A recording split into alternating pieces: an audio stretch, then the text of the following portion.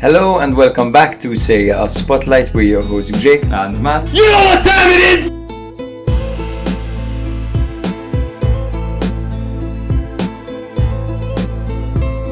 I can't tell you guys enough how much you've been my internal monologue when thinking about football for the last year. Yes, amazing! We get to record while drinking some wine. Jake and I will have a very special soft spot for Salernitana. we love him. We love him. Stop zooming in on Allegri's face, bro. You're gonna make How are me you break. exposing me? Because you're gonna make me break, man.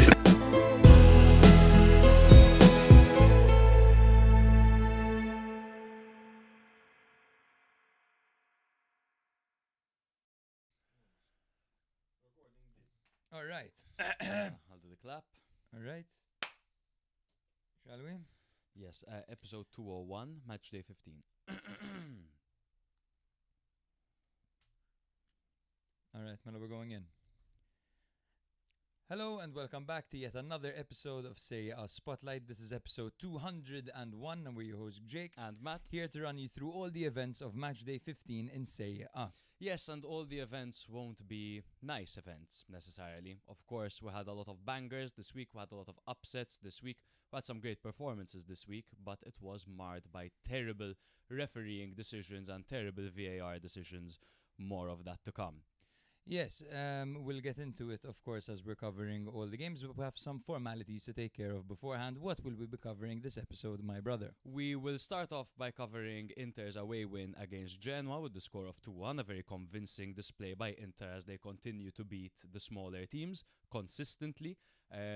We'll then jump to, on the opposite end of the spectrum, Milan once again failing to beat a newly promoted team as they drew 2-2 against Sassuolo at home. Some controversy over there as well, but also some great football by Sassuolo. To be honest, their attacking gameplay is some of the best. Those moves that of those two goals were some of the best moves that we saw this week, barring obviously They make it super hard for you to defend against with all the runners in from behind, the late runners arriving into the box. They expose individual defenders, which we will get into quite a bit. Yes. We'll then get into the biggest upset of the week, probably. Udinese 1, Napoli 0. They did a huge favour to Milan over there, as Milan at least maintained second position, 1 point ahead of Napoli. We'll then jump to Bologna 0, Juve 1. A very positive display by Juve. It wasn't sexy, but it was very effective. And, you know, we got to see a Spalletti style of football at least going forward by Juve. Bologna are going through a bit of a negative spell at the moment. Roma 1, Como 0. That was Monday night football. It happened just yesterday. It was an incredible game of football. Roma once again remaining in the top 4. And next week, I believe they have a game against Juve, which is a 6-pointer for top 4. So keep your eyes peeled for that one. Super aggressive press by Roma that Como just couldn't cope with. And this is the second time in 2 matches where Como just tried to do their own thing without adapting. Exactly. And in fact, Como's run at the moment in their last 6 games, they have 2 draws followed by 2 wins followed by 2 losses. So they're going through very different phases. And guys, this is Matchday 15 now, so we are starting to see teams like Bologna, like Como, who got off to a really good start, starting to kind of we see the chinks in their armor. Fiorentina 1, Hellas Verona 2. As Fiorentina in last place played the penultimate team in Verona. They had a really good opportunity to get their first win of the season, and they failed to do so. Verona win the 6-pointer. Fiorentina dead last, 6 points, and they are, I'll just do some quick maths, they are 6 points away from 18th place Hellas Verona now. This is an absolute crisis, and there's already calls to sack Vanoli. More of that. You could sack everyone and their mothers. Nothing's gonna improve, man. Like, it's obviously a problem of mentality, and it's a problem with the players at the moment, you know. And it's a top-down problem as well. Yeah, exactly. The management aren't available right now. I don't even think Commisso's in the country, so it's not exactly looking very good for Fiorentina. They sacked Prade. Did they ever even replace him? I'm not even sure. No, they haven't. Yeah. I don't believe they have. I think they just got 2 guys to split the job between them. It's like they're trying to they have a budget cut or something of salaries. That's what you should focus on, salaries at the moment. Parma 0, Lazio 1 was my favorite match of the week. Parma 0, Lazio 1. Lazio down to 9 men, and they still managed to contain, and they still managed to get that winner through Noslin, it was, correct? Yeah. Through Tiani Noslin. A huge victory for Lazio. We will be praising Sarri quite a bit over here, naturally. Also, a lot of controversy in this game. Atalanta 2, Cagliari 1. A very balanced game. Atalanta, however, with Scamacca in the team, are looking really, really good. And of course, Atalanta are coming off a great victory over Chelsea midweek, where Charles de Ketelare played an insane game of football. Atalanta absolutely flying at the moment under Palladino. Of course, they did just lose against Hellas Verona, but that is how quickly things can change in football. Narratives and football, am I right? Exactly. Lecce 1, Pisa 0 in a relegation 6-pointer. A huge win for Lecce over here, as Lecce have gotten really used to winning games now. Last season they struggled so much to pick up 3 points. This season they've already picked up a handful of them. And then we'll end things off with another really controversial game. Torino 1, Cremonese 0. A last-minute penalty call due to a handball in the box by Cholito Simeone. More of that to come. I don't want to bore you with that talk yet. About it. You're probably wondering, isn't Nick away? How are we seeing you? You are seeing us thanks to my good friend Nathan, who is manning OBS for us and taking care of all the production for this episode. If you have any editing needs and are based in Malta, etc., you can follow Nathan on FM Media on Instagram, right, and TikTok. Nate, give us a scream. Scream. Fantastic. Yeah. Fantastic. Yeah, That's brilliant. It lacked confidence as a scream. Nick, but the laugh made up for it. exactly. Absolutely. Nick, of course, as you guys know, he was away watching his beloved Man United, and he actually watched the game of the season at Old Trafford, at home against Bournemouth, final score being 4-4. Of course, he did see his team blow a lead on 3 occasions. However, an 8-goal thriller at Old Trafford. I'm really happy that Nick got to see that game. Of course, a win would have made it sweeter, but what an experience. Yeah, it must have been great. Imagine the emotions. He's going to come back with a bit like of a stutter, a bit of a twitch. Exactly. Every time we move our hand, Worst case, we keep Nate. Exactly. Worst case, we keep Nate. Brother, what were our bloody predictions? Goals like? of the week as our well. predictions. Okay, so predictions, brother. It was me. Again. 4-3, baby. Yeah. Which takes us to a total of 3-1 at the moment. Better luck next week, bro. The Hellas Verona one was the defining one, the one that gave me the victory. Yes. I actually got the Lecce Pisa one. But yeah, you got some great ones.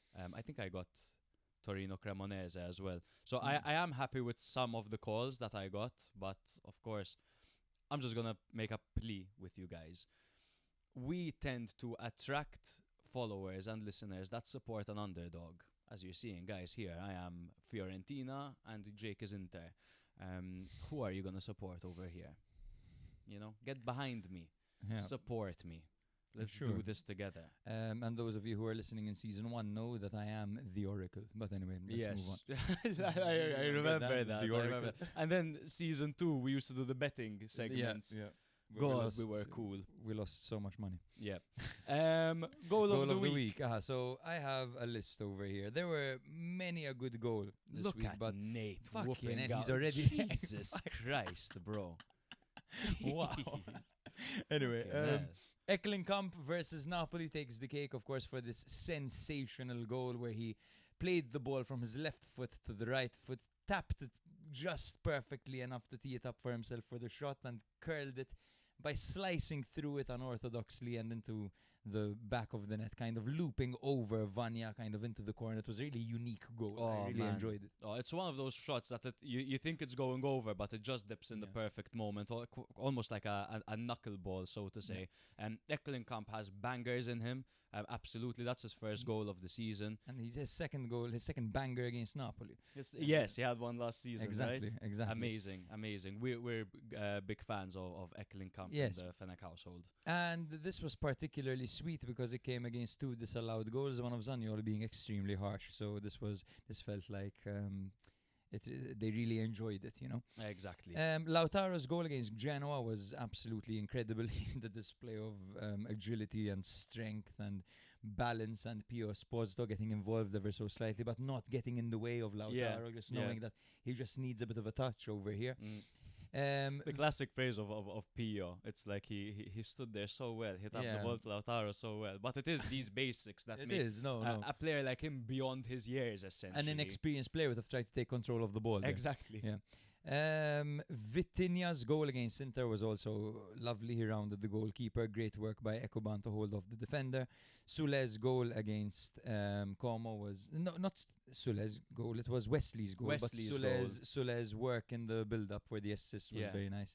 Orban's goal to find De Gea caught off guard, sleeping, and to attack his near post from a distance. The first one, because the second one he also caught De Gea sleeping at his near post as well. De Gea is just permanently sleeping nowadays. Exactly. Every Sassuolo goal against Milan, so we're talking about Kone and Lauriante, those passages of play were sensational, both of them. Amazing. Gaetano's goal against Atalanta was amazing.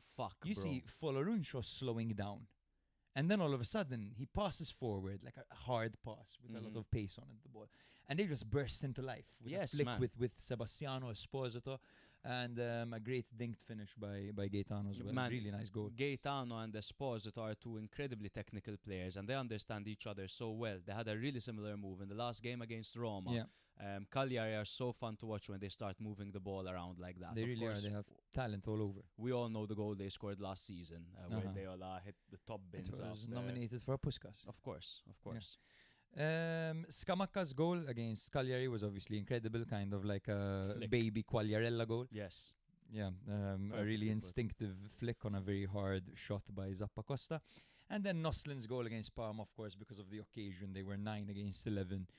Noslin uses his strength and speed to get an advantage on the defender before rounding the goalkeeper and tapping it in. And the scenes were just unbelievable. Amazing. No, it was a great week of football. Unfortunately, it was marred by a lot of controversy. Again, we'll get into that soon.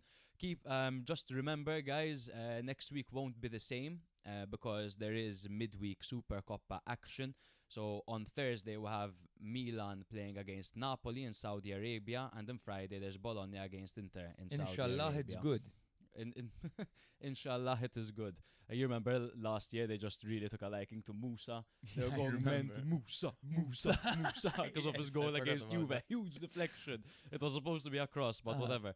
The weird thing is, so of course these are the semi-finals. Winners face each other in the final on January 6th. So there's 2 match days in between. So we have a postponement in around 4 fixtures this match day in match day 16, and then again in match day 18. So yeah, a few of those disruptions you'll catch us saying this team is first but with a game in hand, and it makes it really hard to calculate how things are gonna go, and that is when midweek games start taking place, which make our lives very difficult. Yes, I hate this. Yeah, but whatever, we can only do what we can. There shouldn't be semi-finals. It should be the winner of the league against the winner of the Coppa. But of course, the way that it is now, it's the winner of the league against the runner-up of the Coppa, and the winner of the Coppa against the runner-up of the league, which is fucking weird. Yes, and it's in Saudi Arabia, which is the weirdest part of it all. Yes. Before we get into anything, shout out to our media partners in Benevo Bid. Christmas is officially in like 9 days, so it's your last chance, I guess. Click the link in our bio to get autographed items from some of the biggest legends in the game, including match-issued kits, and most of the proceeds go to charity. So click our link in bio And if you guys don't believe that they're authentic, have a look at their Instagram at Benevobid, and you could see the players actually signing off on the kits, which is really cool.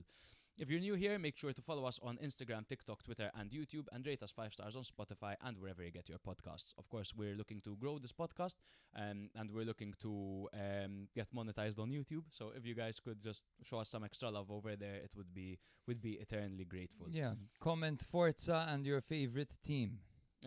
Sure. And smash the like button. And smash the like button. It turns into a football. It does turn into a football. If you still Or don't it believe doesn't. us, go check. Or it doesn't. Check. Go have a look. Actually, it doesn't. So figure it maybe. out. Also, hey you. Yeah, you. Not you listening, you in the background. It's Christmas coming up. Why don't you buy your partner who listens to Serie A Spotlight a Patreon subscription for Christmas? That's an idea. Gift. What a You'll beautiful be gifting them into a community. Absolutely. You know, a football-obsessed community where he can hop onto his phone while games are happening, you know, and kind of chat with a bunch of like-minded individuals from all over the world. We're talking USA, we're talking Australia, we're talking Europe, we're talking everywhere. Yes, man. And 50 plus of these individuals in a like-minded community, as you said, it's just $3.99 a month. And you know what? It's not just the membership that you're getting, but you're getting him the opportunity to win a free kit if they win our fantasy league. Yes. Before we get into our fantasy league, of course, we do weekly episodes covering every single match, every single team, every single week, and we also have tactical analysis episodes by our football analyst Gianluca Lia on a weekly basis, covering a game that he found particularly interesting. So do tune into those. He's very talented at what he does. Yes. And he's getting better and better as well. He's really improving. Yes, speaking of our fantasy football league, this week was pretty low scoring because the big names didn't really hit the ground running. You can open that up. We've got, where the hell is it? So I can pull it up. I've got it on WhatsApp. I've got the league table over here. Yes, so the top performers this week in our fantasy football league, the first one was Mike, actually. The Rune Service, excellent name. The Rune Service scoring 77 points. In second place, we have But Daddy, I Love Skamaka. Yo. Just a girl, that is my girlfriend, placing in second place, and I'm nowhere to be seen. And she's there as usual. Dictor Bonerface is in third with Harry Weena. In fourth, Allegri's Allegations in fifth. And today, your love, tomorrow, the world. Making an appearance as well as US Salernitana with Cesco. So congratulations, Mattias and Cesco, for making. Can I just make a point about Cesco? He really improved in Fanta. He has. Even we have another one with Cesco, which I don't want to bore you with, but he's also doing very well over there. Yes. Hello. You are currently fourth, yes, and that's Sarah making an appearance. Yes, you are in fourth place, babe, at the moment. You've overtaken me. With I'm down in sixth. 1,112. Yes. Give us a scream, sir. Give us a scream, sir. A scream. Scream. No, a loud scream. Like that. So they can. There we go. Nice, Amazing. amazing. See you, sir. The most victim scream I've ever heard in my life. Victim, not victory. Okay. Yes. Okay. We just wanted to make your presence. Amazing. That's it. Yes. She's, So Sarah's Sarah's an about- advocate of not watching the games and going off vibes and pure data. No, you know what? It's Moneyball. Mm. That's what she does. Moneyball. I'm like, babe, Luperto's good, and she goes, no, he isn't. He only gets 5.5s. all right. Anyway, Inter Your Mom is still first. David Vavra with Catenaccio Me Maxi coming up close in second place. That's Alan. He's just 6 points off. He's really caught up, man. He really has. Drees Nuts is also climbing up, and Bud Daddy Skamaka, of course, in fourth, and US Salernitana in fifth, and my co-host Matthew is in sixth. Zanetti. Yes, we're dropping off, but remember, guys, we are Fiorentina, so show us some love. So let's get into the happenings of this week. We'll be breaking down, of course, every single match, every single team, every single week. But first, of course, this was a match day which pissed me off a lot because a lot of teams were impacted by negative decisions, and of course not just my Milan. Let's start off with my Milan in the case that Pulisic had a disallowed goal for a slight push by Ruben Loftus-Cheek on the back of a defender. And when I mean a slight push, I mean he had two hands on the defender's back, and the defender went to ground. Yeah. And the referee basically disallowed the goal. That goal would have put Milan 3-1 up later on, and then there was a foul by Pavlovic on Khedira in the box where Pavlovic didn't get the ball. He got the man, and that should have been a penalty. Yeah. So both teams struggled over there. The Pavlovic one being a little bit less clear, of course, because I did see some interpretations that the leg was moved away from the ball and into the direction of Pavlovic in an attempt to actually win the penalty. To be honest, I haven't even seen a clear angle of it. Same. But we won't discount it. Of course, these events should all be checked, but especially when the ball is in the back of the net, that should be checked thoroughly, because it's not a common occasion in football that a goal is scored. That's the main event, right? Exactly. You're meant to check that. That's the thing. You're meant to check the game. Exactly. We watch the game to see goals. Exactly. But And it happened so quickly that the players didn't even have the opportunity to protest. And we, as the viewer, were uncertain. I thought there was an offside. And I the thought thing it was is, cancelled because it was the offside. clear goal of Serie A is to increase clarity, which is why the referees are announcing the decisions. But in this case, we're left completely lost. So Serie A need to get their shit together over here. And it's a top-down problem because, of course, the referees now, the classic thing that will happen, probably a couple of them will be banned. They'll be back in no time. They'll be making the same mistakes in no time because there's a real grey area when it comes to VAR. There was Zaccagni's straight red card because he had a high foot in his challenge, high studs in his challenge, but the contact was incredibly minimal. It was like his toes scraped the shin guard of his opponent. Of course, the opponent made a meal of it, and the referee awarded a straight red card, which was incredibly harsh. Yeah, it was. It was just harsh, right? I mean, granted, the studs were showing, but I don't think there was enough contact for it to warrant a red, in my opinion. It's one of those where I think a yellow would have been enough, you know. And the Buzic one as well. I understand, and granted, it's deemed to be violent conduct, but in my opinion, that's not a red card. That one I understand more, to be honest, God because forbid. it's off the ball. He lunged at him, but.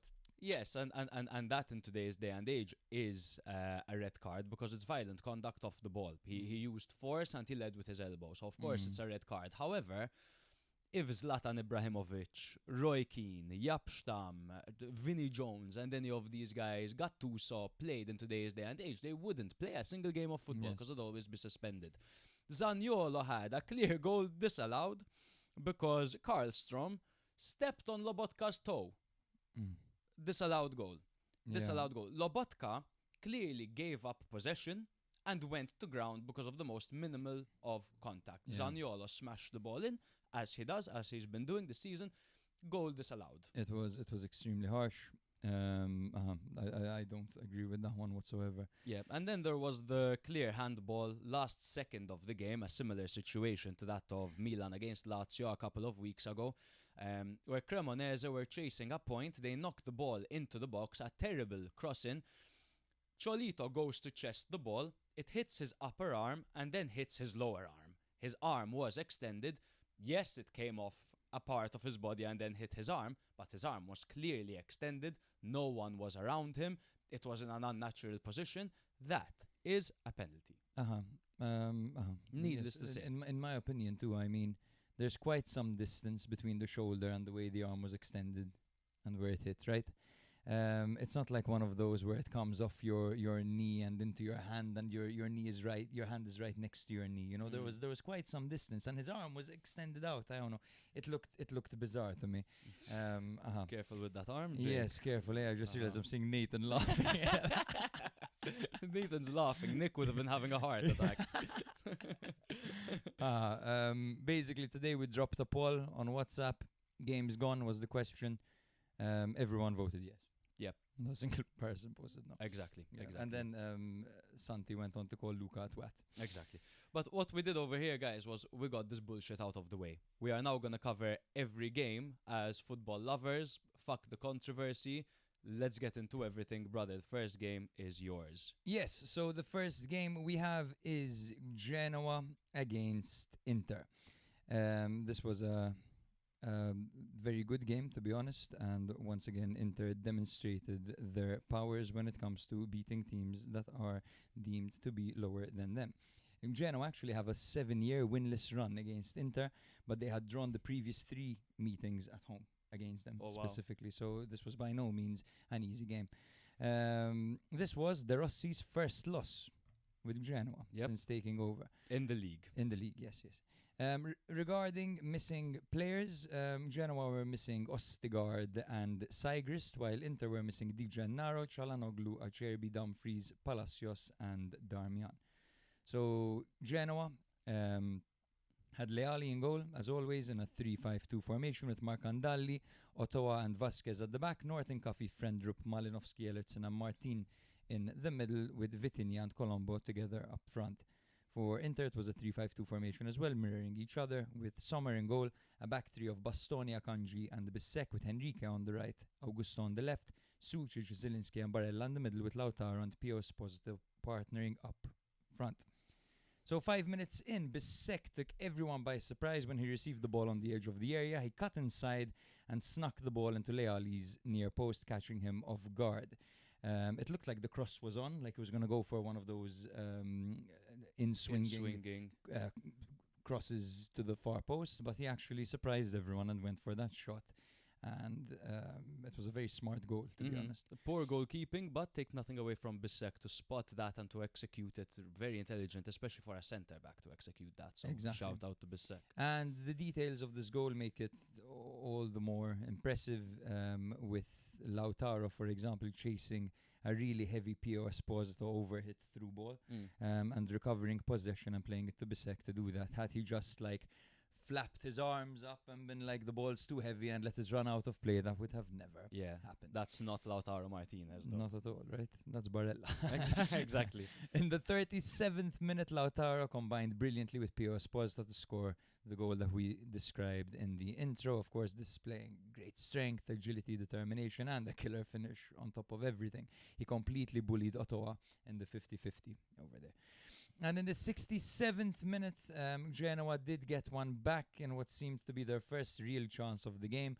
Aaron Martin played a long ball over the top to Vitinha. Ekoban held off Akanji, and Vitinha took a lovely touch to beat everyone for pace.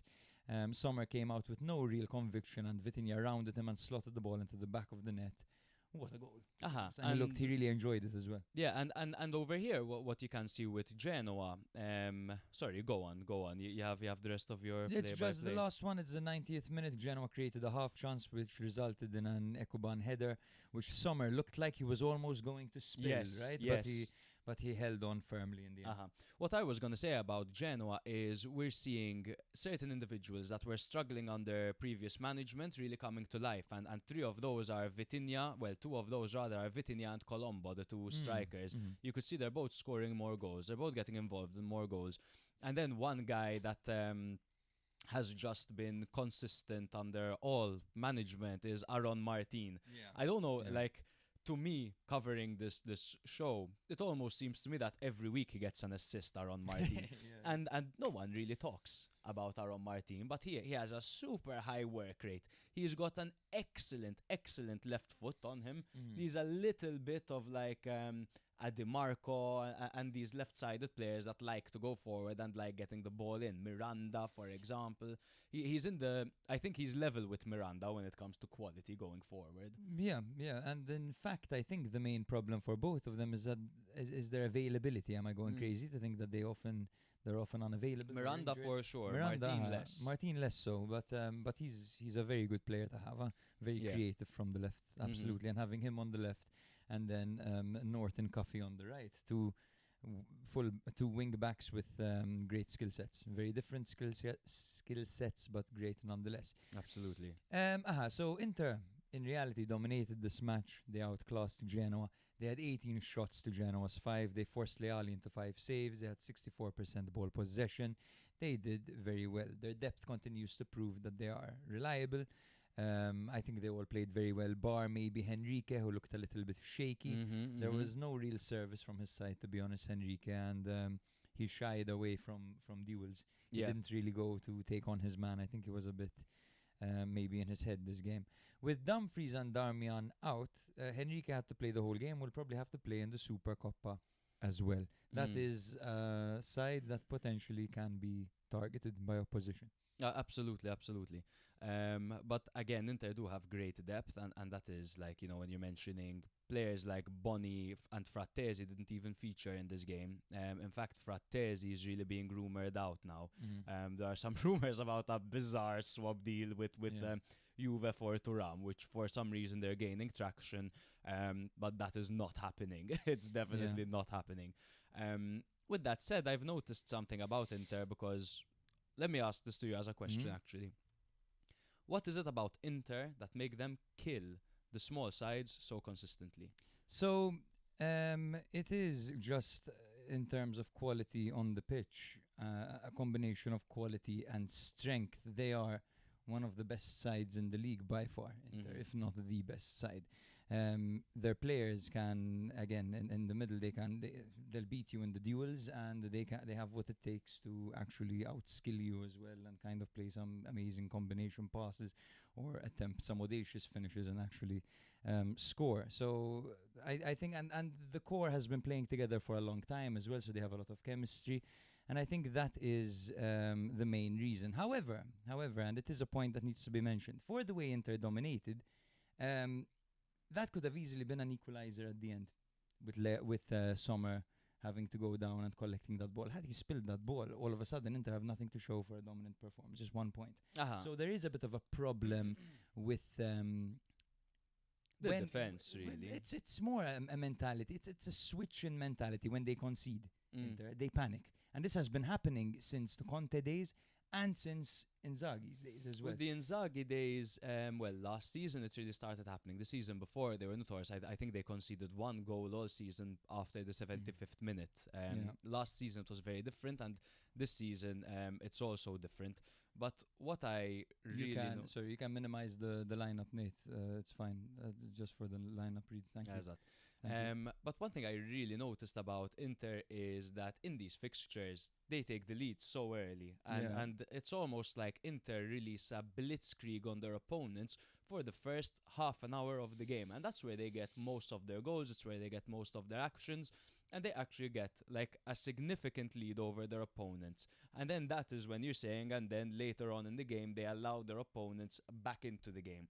But it's essentially the first half where Inter absolutely overwhelm, get super, like a lot of numerical advantages over their opponent by using the high press and by using this almost total football style where you've got defenders in attacking positions, you've got midfielders dropping off, but they get these real numerical advantages on their opponents. It's literally like a blitzkrieg in the opening moments of the game. Later on, and then that's where they need more work in there to be able to sustain these leads, because if that ended up being 2-2, all that hard work that would have gone into the first half would have been for nothing. Yeah, absolutely. But of course, they did end up getting the victory. Barella's looking more and more like himself. I have been very impressed by him the last few games. He's looking really good again. Martinez has reached 8 Serie A goals. Oh, he wow. is the top scorer now, the one ahead of Pulisic. And he's also got 3 assists this season, Lautaro. So now Lautaro is actually one of only 4 players who have recorded 10+ goal contributions in 7 consecutive seasons. Wow, okay. So that is Haaland, Mbappe, Kane, and Lautaro. He's often up there, Lautaro Martinez. He's a legend when it comes to Inter, right? And especially if they win the league this season, even more so. Because silverware, of course, he's been in like a mid-period for Inter, not a dominant period when it comes to Scudetti, etc. But he is an absolute legend of the club. And he seemed to pick up over here. Of course, he has a goal and an assist in this game. The assist was fairly simple, of course. Bissek did the hard work, but it took a lot of hard work. He kept the ball alive, as Exactly. we said. There is absolutely no... It's almost like Lautaro constantly feels like he has a point to prove. He's a guy that gets in his head and has bad spells, plays with a chip on his shoulder. Exactly, as the captain and as one of the most decorated players in the team. He's one of the most hardworking ones as well. Yeah. Absolutely, no, he's a great player, of course.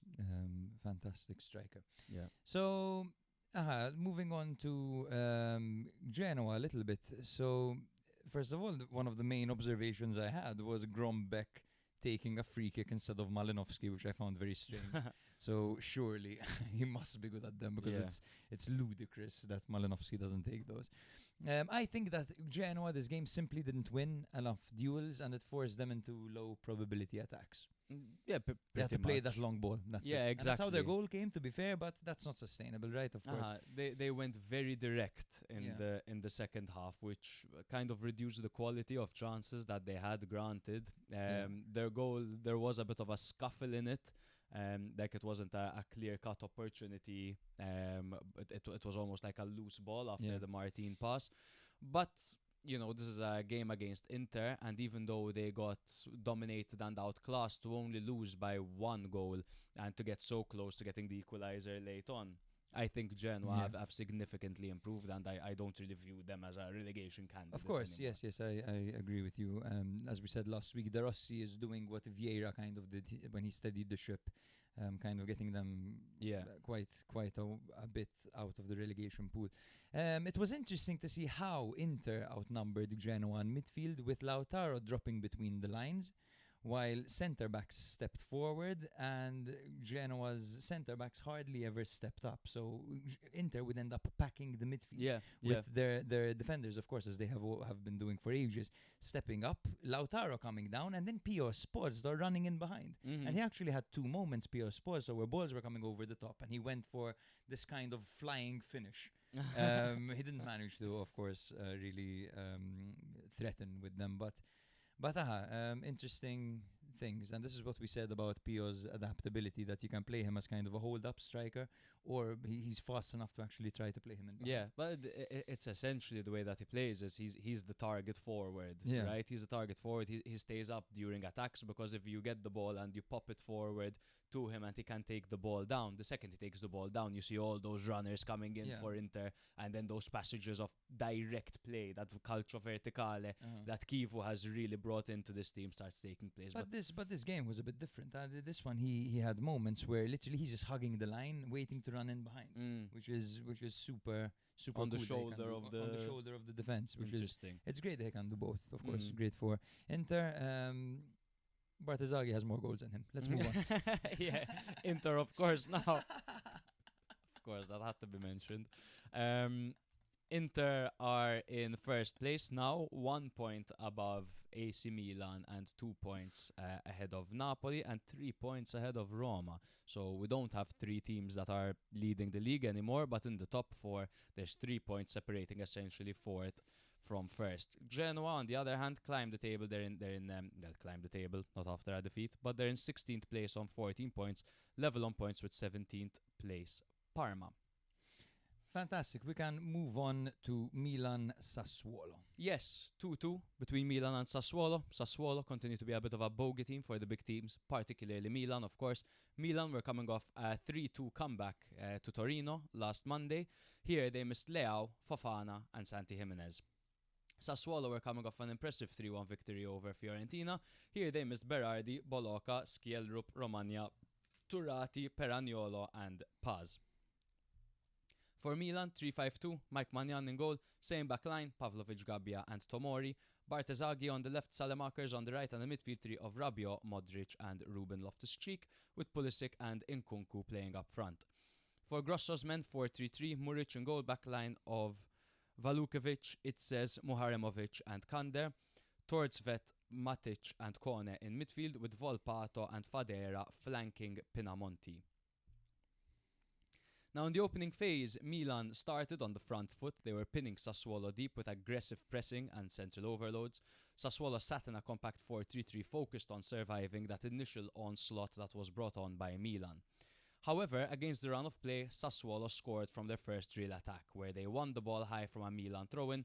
Pinamonti laid the ball off to Kone into space, exposing Milan's backline, and Kone, with the outside of his foot, dinked the ball over the on-rushing Mike Maignan. Milan reacted, however, as after the goal rattled them, they regained control. Pressure built again, and Bartesaghi equalised, arriving at the far post after sustained possession and a low cross-field pass by Ruben Loftus-Cheek. That was his first goal in Serie A and his first goal for Milan. The second half came about and Milan came out fast and took the lead early again through Davide Bartesaghi. So he scored his first goal and his second goal for Milan and in Serie A in the same game.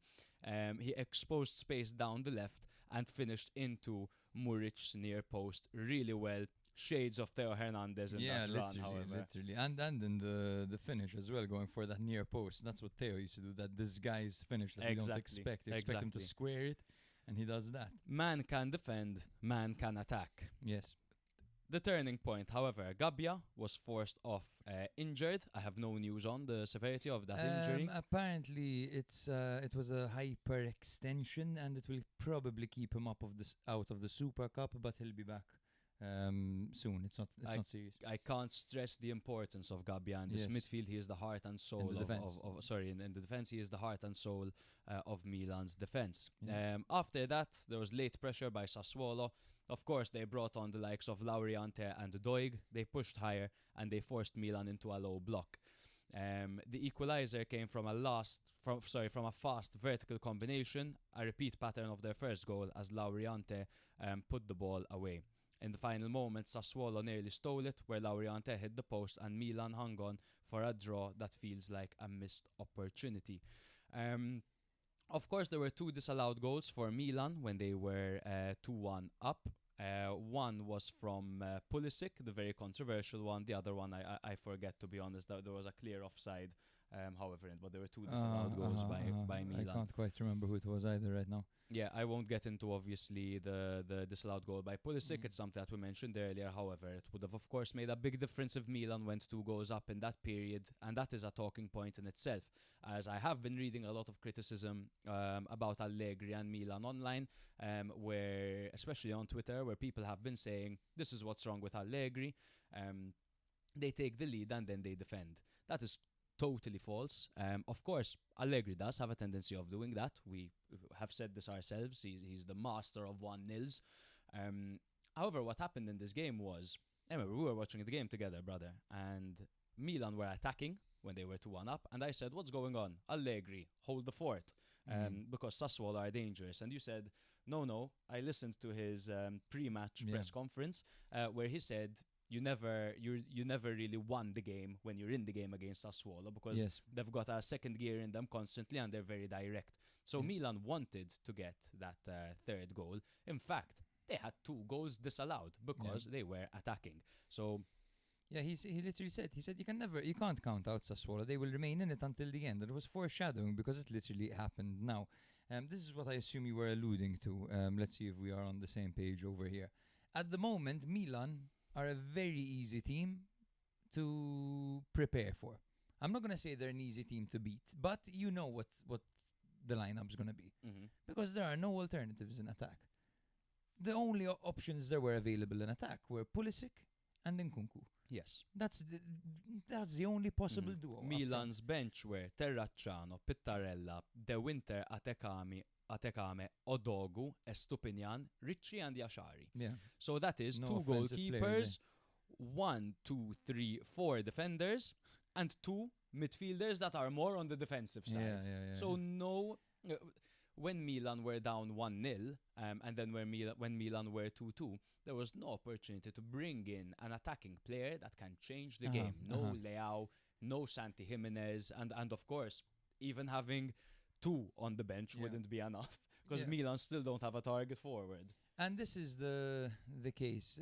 This is just a matter of preparation for the full season, right? I mean, a sporting director was brought in late after some deals had already happened. In fact, I was discussing with a few friends who support Milan. I can't quite remember which the deals were that Tare made and the deals were that happened before Tare. For example, did Tare bring in Nkunku? I can't remember. Yes, Nkunku was a late. It was the same. It was a late one, right? No, Tare was essentially in charge from the get go. I think Ricci came before Tare, but otherwise it was his mercato. But it went too late, and they ended up panicking, and they ended up just bringing in Nkunku. I can't understand the logic in letting Okafor go and then breaking the record to bring in a player like Nkunku, who isn't even the kind of player you need. I don't know. It doesn't quite. There are quite a few question marks in the market, and I don't want to be that guy now who, when Milan win, I speak positively, and when, of course, Milan don't, I speak negatively. But this is a result of the market. And you look at Sassuolo. Sassuolo could bring on players that managed to change the game. Now, keep in mind, they have Berardi out. That's the equivalent of Milan having Leao out, and they still had alternatives on the bench. Why didn't Milan have alternatives? Why weren't Jovic or Abraham redeemed or Camarda kept at least, There's no 9. So now I look forward to this situation being addressed in January. And in fact, Allegri was at Casa Milan. He was involved in these discussions, which is something that we saw from the management. They started listening to Allegri when it comes to the players that they should hire, essentially. They were at Casa Milan discussing the January transfer window, of course, with the attack being the main thing that is being addressed. 2 names have come up. Fulkrug and Zirkzee. Of course, we've been banging the drum of Mateta. We want Mateta, which we do. He's expensive, though. He is expensive, even though he's essentially running down his contract. So if you're a good negotiator, Tare, which you are, you can likely get the deal done. However, whilst Zirkzee is younger, he's a Milan fan, he knows the league, Allegri isn't convinced, and he seems to prefer Fulkrug, because Fulkrug is a number 9. He dominates the box, whereas Zirkzee is he's a false 9 striker. So he's the same as Nkunku, he's the same as Leao. I wouldn't say he's the same as Pulisic, because Pulisic has become a bit of a poacher, but still not a complete number 9. But if you are against a low block and those are the options you have, then it will take intricate patterns of play to break that low block down. Sometimes all you need is a simple solution. Someone to even, not necessarily to win the balls in the air and score the goals. Someone to pull a few defenders away. Someone to occupy the defenders in the box. And I think Milan have had quite a lot of success with this recently, with Zlatan and Giroud, of course. So even with Tammy, man. With Tammy as well. Tammy was great. I thought at times, of course, he was quite wasteful, but I liked what I saw from him. So yes, I think Fulkrug would be an interesting one, and I think it would be a very important signing for me. Do you think that, because one thing that we saw on the transfer market as well is the defensive situation was really handled strangely, where Milan lost Chow, who of course is performing great at Newcastle now, and instead of directly replacing him with one top signing, they made signings like Atakame, Odogu, and the Winter. The Winter, of course, we're fans of the Winter, but he hasn't really. He's still a young defender. He's got mistakes in him. We saw it at Genoa, we're seeing it at Milan. Yes. He's definitely got mistakes in him. Do you think Milan will be going in for a defender? I think so. Yes, for sure. I think the only thing Milan don't need is a central midfielder. Agreed. I think it will be a centre back, someone to play on the right wing, maybe to give Salamakers some relief. And a striker. Salamakers, of course, renewed his contract to 2031, and there have been some great videos announcing this. They're really playing on that. Salamandra. It's so good. It's great. Of course, we're big fans of Salamakers and that here. song. and that well, not the meaning of that song, of course. But Sassuolo, of course, while Milan have been so steady defensively, Milan have conceded 4 goals this week, 2 against Torino, 2 against Sassuolo. It does feel like teams are slightly getting used to Milan's defensive setup. And what this has really allowed, what Sassuolo's style of play really allowed them to do, is target individuals, and individuals made errors. You saw one kind of mistake by Gabbia and the other mistake by Tomori. Pavlovic, of course, almost giving away another penalty. It seems like every single match he almost gives away He a needs penalty. to relax in the box. He does need to relax. These are all players that are improving under Allegri. Milan still aren't at their final form. Milan came 8th last season. So even the fact that Milan are talking about winning the league this year is a stretch. Can they do it? Yes, they have the best manager and they've got a good group of players. We'll see what they do in January and we'll see what comes from there. But Sassuolo, as a newly promoted team, currently, man, they find themselves in 9th place. On 21 points, just 1 point behind Lazio. They're doing great, man. They're looking like the Sassuolo that went for the Europa League. Yes, and let's keep in mind as well that Sassuolo and Milan have faced off 14 times, with 5 wins for Sassuolo and 2 draws in there. Madonna. Also, to jog your memory a little bit, bro, 2007-2008 season, the coach of Sassuolo was Massimiliano Allegri. Of course. In Serie A. He was in charge for 42 matches. He managed 22 wins, 7 draws, and 13 defeats, earning a historic promotion to Serie B and winning the Serie A Super Cup as well. What a with legend. Sassuolo. What a legend. Absolute legend. Absolutely love Max. But yeah, that's pretty much it about this game. Yes, we can move on to the next one, of course, which is Udinese 1, Napoli 0, the one we deemed to be the Duvan Zapata derby last week. Of course, Napoli lose the 4th of 8 away games in the league this season. Madonna. Keep in mind that they've lost 3 out of 3 away games in Europe as well. Udinese were missing Kamara, Zemura and Atta, while Napoli were missing Meret, Gilmore, Anguissa, De Bruyne and Lukaku, of course. Now, for the lineups, of course, I didn't bother taking screenshots because they're coming blurry anyway. Fair enough. Yeah, so I just live and learn and I will adapt. So, yes, it was Okoye in goal for Udinese as they lined up in a 3-5-2 formation with Christensen making his comeback, Kabasele and Sole at the back. Very physical team, super physical. Absolutely. Zanoli on the right and Bertola on the left, with Pietrowski, Karlstrom and Eklinkamp in the middle, Zaniolo and Keenan Davis together up front. As for Napoli, it was a 3-4-3 formation, the same formation that Conte has been using recently, the same formation he used to win in the league. And then against Juve. Against Juve, yes, and then they faced off against Benfica, against Jose Mourinho, and they lost that game with the system. Yeah. Getting a little bit exposed. Mourinho really setting like the playbook on how to beat this 3-4-3 system. Vanya was in goal with Buongiorno, Rahmani and Beukema at the back. Di Lorenzo was on the right, Spinazzola on the left, with McTominay and Elmas forming the double pivot, Noah Lang on the left, Neres on the right, and Højlund up front. So, in the 50th minute, Bertola shot from distance and Vanya deflected into the path of Davis, who tapped in a rebound while Vanya was still down. The goal did not stand as a silent check confirmed that Davis was marginally offside. In the 58th minute, Vanya got a hand onto Pietrowski's rocket and it went on to smash the upright and causing some confusion and panic in the box. But this was a sign of things to come as Udinese were all over Napoli. In the 67th minute, there was a massive miss for Zaniolo, who failed to hit the target, but he made up for that a minute later when he did not miss. Karlstrom pressed Lobotka high, forcing him into a wayward pass to Pietrowski, who quickly fed it to Zaniolo. Zaniolo took 2 touches and smashed it low and hard past Vanya. The ref was called to the VAR monitor and cancelled the goal for a foul on Lobotka, and in my opinion, this was an absolute disaster. It was bullshit. Yes. But we will not dwell on that any longer.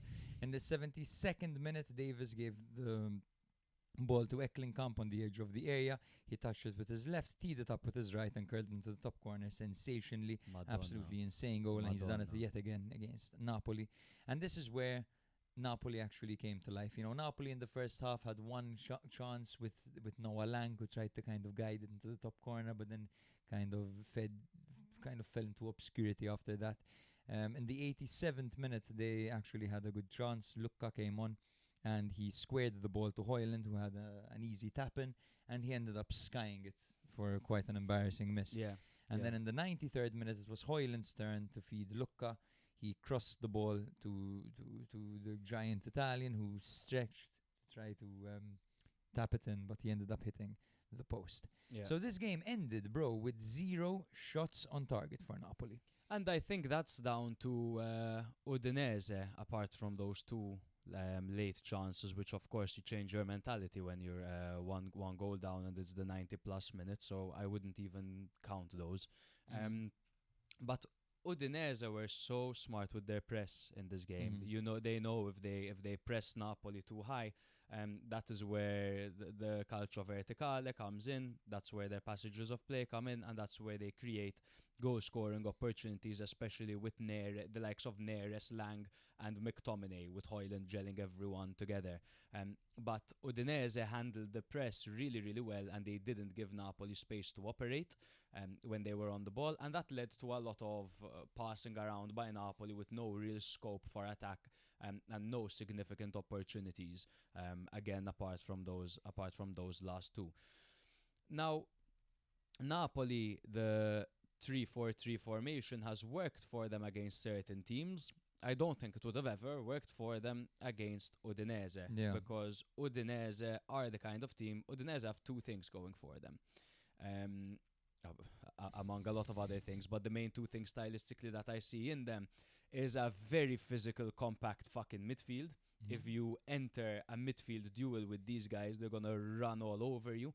And having McTominay and Elmas over there, even when they brought on Lobotka, just having a double pivot in midfield. They swapped to a 4 at the back then to try to fix it, but look, they still remained flat. And part of the reason they swapped to a 4 at the back, which was smart, was because Udinese can utilize the wings really, really well.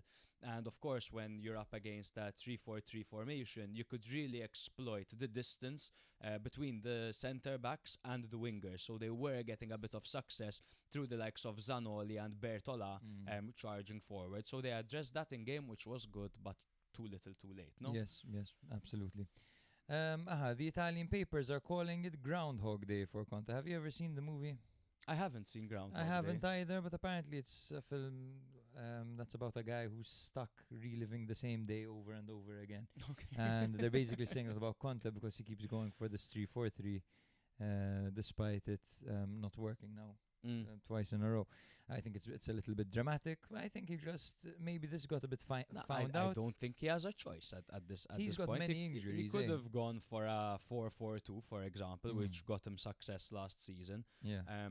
But when you've got Berkema, Rahmani, Buongiorno, and you've got Neres and Lang, it's tough to change your system in that way. You can't just change system, you know what I mean? Yeah. But a 4-4-2 could have absolutely worked for them. One thing Conte really hasn't gotten used to. So Conte laid out his demands, right? He was like, if you want me to stay in Naples, I need a 200 million transfer budget. I need to be able to bring the players in myself. I get to choose who I want. And I need the training facilities or youth development system to improve significantly. And against all odds, what's his face? De Laurentiis was like, sure, bud. Yeah. And he let him do all of those things. Typically, Conte complains because his only squad depth was Raspadori last season. Now, suddenly, he has too much depth. And he's complaining. He's like, I have 9 new players. How am I going to implement these guys? He made the call to bring them in. He has a deep team. Of course, the midfield has to be addressed, right? Because now Anguissa's going to AFCON. Lobotka can't play in a double pivot. If they decide to go for a 3-man midfield, who are they going to go for with De Bruyne out injured? Are they going to go for Elmas, McTominay, and Lobotka? The balance isn't really there. You're asking Elmas to do too many things that he's not used to. So there is an issue in midfield, and you know what, Conte, you might want to request an additional 50 million euros to get yourself a solid box-to-box midfielder, man. I have his post-match conference if you would like to hear it. Please. He said, we didn't concede any shots on goal in the first half. We could have made better of the chances we had. Okay, so he's already spun the first half to be a positive because they didn't concede. Granted, they didn't have a single shot on target all game. Okay, fair enough. Then he says, we struggled at the beginning of the second half, and you could tell there was a bit of fear from then on. Absolutely. 2 disallowed goals and a crossbar at the start of the second half. We continued. We were too worried and too fearful. We needed to work hard. We have to play well even in the difficult moments. We have to manage situations and definitely have to improve. We have to be better at managing moments.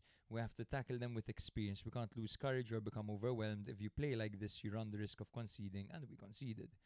I have nothing negative to say about the guys who are giving their all in these emergencies. We have to be better at managing games and bring out more character away from home. On a psychological level, we try to work on it and find the right way. We can grow. We have great guys here. Then they asked him basically, are you worried that injuries are derailing your season? And he said, I sounded the alarm even when we were winning. There's not much to say. Because, I mean, to be fair, it does make sense what's happening, right? I mean, you bring in replacements for the starting 11 and they can perform well at home where they've got all the support and the fans on their back, etc., you know, and the kind of like you're playing in your comfort zone. But when you go away from home, it's a different story, with players covering for starters. No, I mean, for sure, for sure. And going to somewhere like Udine and to go to Portugal, of course, away fixtures are harder. I don't think it's an excuse for having such a terrible away record. I mean, when you look at Inter and Napoli and any team right now that is fighting for the league, we've seen that they are capable of losing games. The only team that we've seen really not capable of losing is Milan. Only lost in Matchday 1 against Cremonese. They're on 1 loss. Both Inter and Napoli have lost 4 times. Roma have lost 5 times. Juve have lost 3 times. Bologna 4 times. So I don't think that any of these teams could be so dominant, and I don't think there's, like we've seen in previous seasons, apart from last season, a team that can absolutely dominate, you know? It's such a tight league, and any team has a loss in them, which is very, very interesting. Yes, absolutely, bro. So for this one, I feel like Conte got it wrong. I mean, he's getting Lukaku back, which is great news for him, but yes, against Udinese, center midfield, sure. Against Udinese, when you go with a double pivot that involves Elmas, you're asking for trouble, of course, and they really struggled. And yes, they need to pick up. Good were Udinese in this game. They were simply better than Napoli. In fact, we should give them their flowers. They were much better than Napoli this game, and this is the 3rd big team they've beaten this season with Atalanta and Inter. And we've seen Rooney do bits against big teams before as well. Particularly, of course, last season when he was there. I think that he's a coach that is on the up, and he's a coach who has shown that he can. He has many different solutions, which I like. He has different approaches to games, which is very good. It's a sign of a good coach. Absolutely, even the way he spoke about Zaniolo, for example, that he understands that he's a work in progress. I think he said something lovely where he was like, yes, he's emotional and he's working on it. He's a very sensitive guy. He gets angry, he gets pissed off. It could be a blessing and it could be a curse as well. Well, in games like this, you see how he was involved in the disallowed goals, for example. He's so direct. The way that he shoots, he unleashes fury behind every shot. He's really gotten the best out of Zaniolo. Yeah. And when you know, Udinese lost Tuvan, Udinese lost Lucca, they lost Alexis Sanchez, whatever, but they lost key players, and they've been for a while. I mean, and we were worried that this season they didn't have a star man that can change things in a game. But that man is Zaniolo this season, and it's even more prominent. I think he's more of a game changer than some of the players they had in the more previous seasons. I mean, he's on red hot form at the moment, man. He's looking fitter than ever. He's looking healthy, you know, no injuries as of late. Touch wood, knock on wood. Yeah. But he is a player who is capable of making the difference at any moment because of how hard he works, man, and how much technical ability he has. But yes, I'm impressed by Udinese. If only they could do this more consistently. I feel like they don't often beat the teams below them, and that's why they often find themselves in that 10th, 11th, 12th spot. Exactly. But anyway, I think we can move on from here, brother. Yes, so Udinese are in 10th place on 21 points, level on points with Sassuolo, 1 ahead of Cremonese, whilst Napoli find themselves in 3rd place on 31 points, 2 points behind Inter in 1st. Next game, Bologna nil, Juve 1. I'd say it's an upset, but it's Juve we're talking about. So is it Yeah. ever an upset when Juve win? It's certainly not what we predicted, however. Bologna were coming off a draw to Lazio and a midweek away win against Celta Vigo in the Europa League, or as I like to call it, the Bernardeschi show, the Berna show, the doppietta in that match. Italiano rotated, but they notably missed Skorupski, Freuler, Vitic and Casale. Juve were coming off Spalletti's only league loss this season against Napoli and a midweek win to Paphos in the Champions League. Here they miss Vlahovic, Gatti, Pinsoglio and Milik. Of course, Pinsoglio and Milik at this point, I think they're like touring South America together. You remember when Milik dyed his hair blonde and no one noticed because he's just never on TV? Bro, I don't remember. 4-2-3-1 formation for Italiano. Ravaglia and goal, backline of Miranda, Lukumi, Hegem and Zortea. Midfield 2 of Pobega and Moro, with Cambiaghi on the left, Orsolini on the right, and Ferguson playing behind Tis Dallinga. 3-4-2-1 formation for Spalletti, with Di Gregorio and goal, backline of Kalulu, Kelly and Cope Miners, McKennie on the right, Cambiaso on the left, double pivot of Locatelli and Thuram, with Conceição and Yildiz playing behind Jonathan David. So there was an early opportunity as Di Gregorio made a double save, first on Tommaso Pobega's flick, then on Riccardo Orsolini's follow-up. There was a disallowed goal in the 36th minute where McKennie flicked the ball to Jonathan David, who scored into an empty net, but McKennie was offside. At halftime, just before the break, Zortea shot from Orsolini's pass and hit the crossbar. Di Gregorio tipped it onto the woodwork. That was a great chance. And one of the moments where you see, Zortea coming forward and really adding that numerical advantage in attacking situations. In the second half, however, Cabal scored a header in the 64th minute from a short corner. Kenan Yildiz delivered the cross. Cabal was totally unmarked and he scored with a header, no problem. In the 69th minute, just moments later, Hegem for Bologna was sent off for a last man foul on Luis Openda, denying a clear goal scoring opportunity after a long ball from Di Gregorio. Really high line by Italiano's men. Openda got past the defenders a bit too easily, and then Hegem had no other choice really except for leaving it and hoping Openda would miss, because he hasn't really been sharp in front of goal, but no professional does that. Of course. Openda nearly scored in stoppage time, but Ravaglia pulled off a fantastic save. Bernardeschi entered late, but he couldn't replicate his success that he pulled off against Celta Vigo. So it wasn't flashy, it wasn't sexy by Juve, but they got the job done. How can you be sexy and play this brand of football when you're a new manager coming into a team that have been struggling so much to score goals and to get the ball forward? But what we saw over here was the utilization of the front three was really strategic, the way that they pulled this off. So because Bologna were really pressing man for man, they decided, hey, look, what if these front three players that we have in Conceição, Yildiz and Jonathan David rotated positions and absolutely confused the fuck out of the defenders and pulled defenders out of position and created space for other people? That is what Spalletti is notorious for. Now, whether it's in a 3-4-2-1 or in a 4-3-3, that is the way he utilizes his front three. And I think that created significant success for Juve in this game. It did, absolutely, bro. And to be honest, when we're making our predictions, if I had seen this one stat that I have right in front of me right now, I would have never said that Bologna would get anything done over here. Bologna have not beaten Juve at home since 1998. Jeez Louise. Where they beat them 3-0. I was one. Yeah, Mazzone was on the bench for Bologna and Lippi on the bench for Juve. Oh, wow. Yeah. It's fair to mention as well that Bologna had 1 day less of rest, which obviously does make a difference. And in fact, Bologna did create quite a lot in the first half, but they were missing that cutting edge, and I can't help but feel like fatigue played a part of it. Juve were smart to stay in it.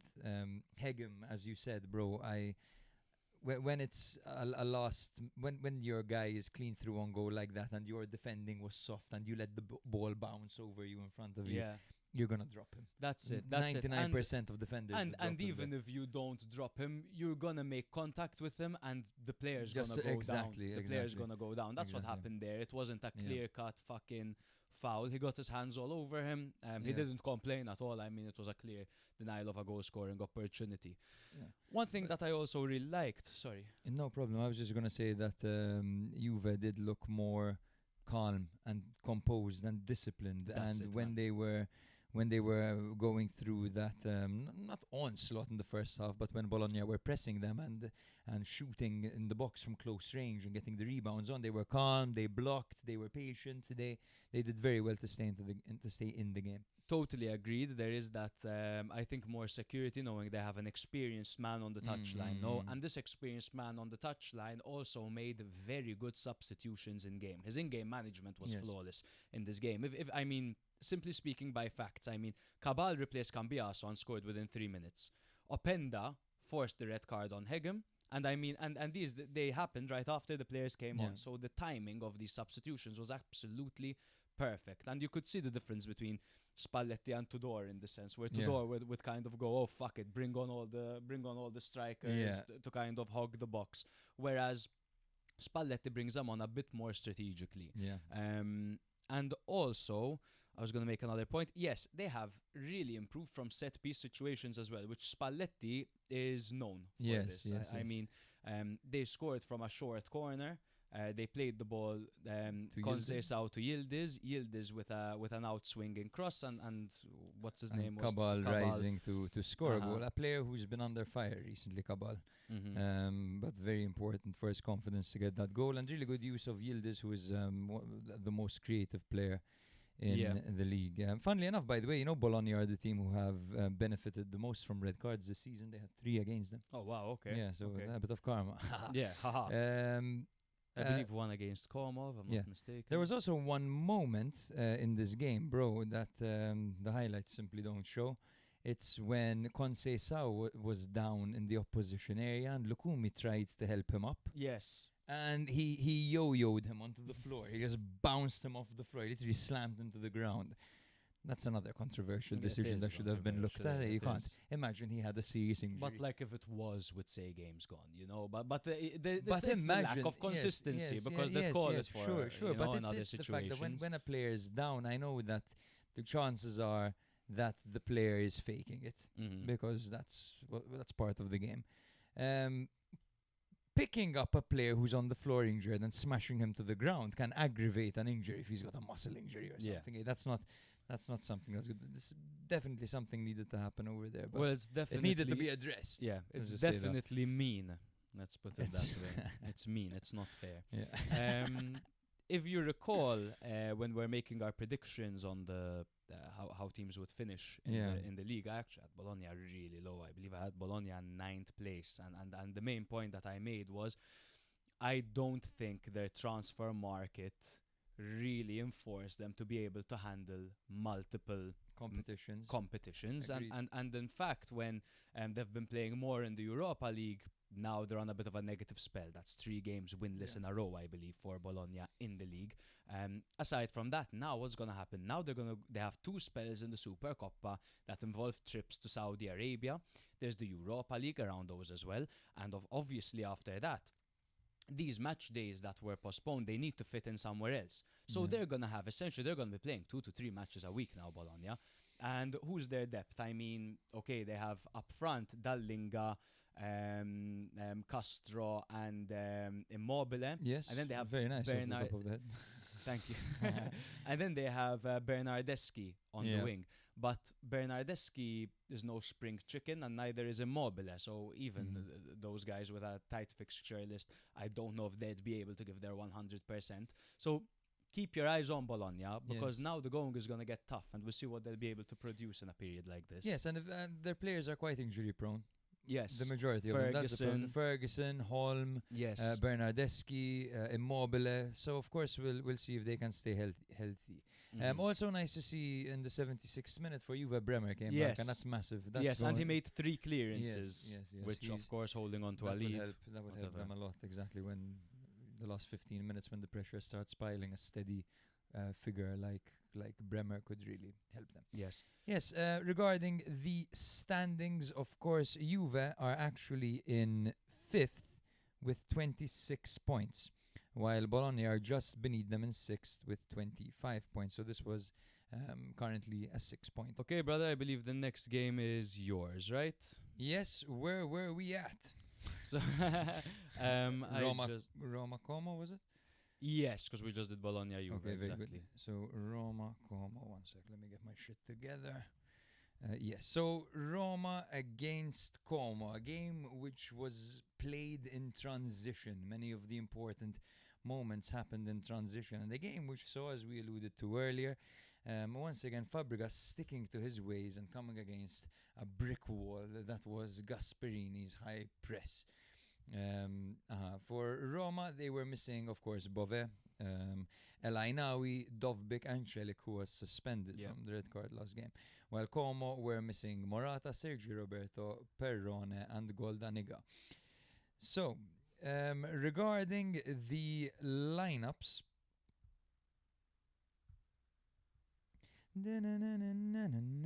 Insert elevator music here when you're Yes. looking for the lineups. So it was Zvilar in goal for Roma as they lined up in a 3-4-2-1 formation with the feral Mancini at the back, partnering Indica and Hermoso. Mancini was particularly naughty this game. He was very naughty in this He game. was fucking screaming was in people's faces. frothing and at the bit too. He was being himself to an extreme. Mm. Wesley was on the right with Wrench on the left. Cristante and Kone were in the middle with Sule and Pellegrini up playing off the shoulders of Ferguson. Just to say, speaking of Mancini being feral, if Morata was on the pitch, he would have had a panic attack, I think. He would have been like, take me out, take me out. Take me out, take me out. I don't want to can't play with this guy. I don't want to play anymore, I don't want to play. I think Jeremy's bad. Jerry. So Brutes was in goal for Como in the 4-2-3-1 formation with Valle, Kempf, Ramon and Smolcic at the back. D'Acunha and Kakere formed the double pivot with Diao on the left, Adai on the right and Paz playing behind Baturina. So not a striker in sight. We're talking 1, 2, 3 tens and a winger. Yes. And obviously, D'Acunha and Kakere can also play as tens, actually. They can. These are all they tens. can, yes. They're all tens, bro. Apart from the defense, they're all tens playing for Literally, Como. literally. Crazy. Absolutely insane. Like, it's fun. Don't get me wrong. I hope it doesn't change. Diao is the most striker out of Diao all is of the them. He's a most, bit of a... the guy who can lead the line the most. Mhm. So, in the 24th minute, D'Acunha tried to play out of the back and played the ball directly to Cristante, who played it into Como's box, resulting in Wesley skying an awkward, yet kind of golden opportunity as the net was empty. The keeper was down. Granted, there were many bodies between him and the goalpost, but was still a chance that he should have done better. In the 37th minute, Diao was clean through, and he pulled up injured. And he had to be subbed out. He went forward like with such ease, and he just cooked two defenders for his pace. His pace and his stride is absolutely unbelievable, Diao, the way that he broke free over there. And then you can see while he was running, he kind of pulled up a little bit. A defender caught ground to him, and he kind of half-assed a lazy shot away and went to ground immediately. Yeah. He was definitely rushed back into fitness, and there's some drama going on right now between Fabregas and Senegal, because like the actual committee of Senegal, because he doesn't want Diao to go and play for the national the team AFCON. at the moment. He said he wants him to prioritize his fitness and his health because he's been out, right? He basically said like, we're paying you. You know, and apparently he didn't have a very pleasant conversation. That's the quote. I have the quote right here. Actually, let's pull it up before we even finish. Why not? Because I'm a mess. Why not? Sounds good. He hurt his flexor doing that run in goal. I speak it in the post-match, and often we coaches cannot be too sincere. That's a terrible translation. I try to speak with passion. I'm a big fan of the national team. I hope everyone goes. I asked him to please make a little sense, not to bring him on if he hasn't played if he's only played 3 games in 8 months. He's back now and the injury happens again today. If he leaves, we pay the salaries and we find ourselves a player out. Senegal's response that if he doesn't go with them, he won't play in the World Cup, and it was unpleasant. Yeah. You understand both parties in this scenario, no? Yeah. I mean, you have to understand where Fabregas is coming from. Diao is a key player Yeah. for Como, and he's barely featured. You saw the difference he made last season when he came in January. I mean, he was essentially their best player alongside Nico Paz. But yeah, a player has every right to represent their country, be it for the salary or not. Actually, I think it's for someone who chooses to do something without a salary, that's clearly more important to the player rather than the thing that gives them the salary. If I choose something over my job, then clearly that is more important, no? Yes, and it's everyone's dream, I mean, you can't quite stop a player from going. Well, you can. It's happened before, but it's not exactly fair, is it? And Senegal kind of obviously would need a player of the house quality, but the fact that they're saying, listen, if you don't come to AFCON, you're not going to be called up in the World Cup. I wonder if that's a bluff. Let's just say that. Yeah, must be. So interesting to hear. Patrick Kendrick, the commentator, immediately the second Diao went out. Perhaps he was a little bit too impulsive with his words, where he, instead of showing remorse, he went, well, that essentially that might stop him from going to AFCON, you know. But no, if Kendrick, if he's in AFCON or in a hospital bed, I think I know which one, you know, Como would choose. Of course, I mean, commentators, they have 90 minutes speaking into a microphone unfiltered. If we say something, we can easily be like, hey, remove that. You know, they don't have that luxury, of course. So, at the end of the first half, Villar had to be super brave and dive into Duvicas's feet, preventing a shot from close range. There was a really nice back heel from Kempf in the build-up. And then in the 59th minute, Adai was chasing a Roma long ball to defend and pulled a muscle. He attempted to slide tackle despite having pulled a muscle, but didn't manage to knock the ball out of play. In fact, Cristante ended up recovering the ball while Adai was down with his arm up in the air and played into the box, where it came to Sule, who did extremely well to take the ball down and switch it to Wesley, who found the bottom corner. Wesley did very well to finish. He was a little bit frustrating in that first half, but he did very well in this opportunity. And then in the 83rd minute, there was a really nice last-ditch tackle by Ndika on Posh, who had previously attempted a bicycle kick as well. Yes. So, yes, also one more event I should mention as for the play, and then we'll just discuss things in general, is that Roma, I'm pretty sure they deserve the penalty for a stomp in the box on Ndika. The one on Ndika. Again, 50-50, but the one who arrives a second late into the 50-50 commits the foul. It was a much clearer stomp than the one that got Zaccagni sent off, let's put it that way. Yeah, absolutely. My observations from this game on Roma are that things weren't going Roma's way in the first half. He's got the stomp up. Look at that. Oh, right legend. There. That's amazing. Nate the look Great. at that. Nate the Great, literally. There it is, the stomp. That's a penalty, right? Yeah, clear. In today's game, if I mean Zaccagni is a red card, that's definitely a penalty. It's just crazy how these things aren't checked. And then they attacked on the counter, and the Roma players literally ran up to the referee protesting. So it's weird, man. Something needs to be done. When you think about it, that's blades, the kind of blades they'd be wearing. That would be painful after running 10 kilometers in a game. Maybe Ndika a bit less because he's a defender. Christ, man, that would be painful. Yes, absolutely. So, things weren't going their way. They were frustrated, but instead of panicking and shooting like they would normally do, trying long-range shots and visibly looking flustered, they stayed calm and they remained patient and they continued to work the ball around and to try to get the ball into the box and wait for an opportunity. And funnily enough, Adai pulling up injured was the perfect opportunity for them to maybe make the most of some distracted opposition. Fabregas was actually asked about that instance. He said, were you disappointed when Adai pulled up injured and they continued playing? And he said that's natural. He basically said it would take a great person to stop, and 99% of players would have continued over there. Yeah, I think in a case like that, you keep playing, right? Yeah. I don't know. There's the whole morality of it, but I don't think you can expect the players to do the moral thing in a situation like that. But Look, with Roma, I think they were more confident that the chances they would create when they are picky with their chances are chances of greater quality. I think with a striker like Evan Ferguson, if Roma were to dominate the game and just play balls into the box, I don't think that's going to get them any success, because success comes with the runners in behind. It's the likes of Sole, and it's the likes of Wesley, and it's the likes of Kone, and it's the likes of Wrench, really, that are going to get them those opportunities. And that's what we saw over here. You know, Wesley at the far post, coming in from behind, getting a great finish. Ferguson is being used as a bit of a dummy, almost.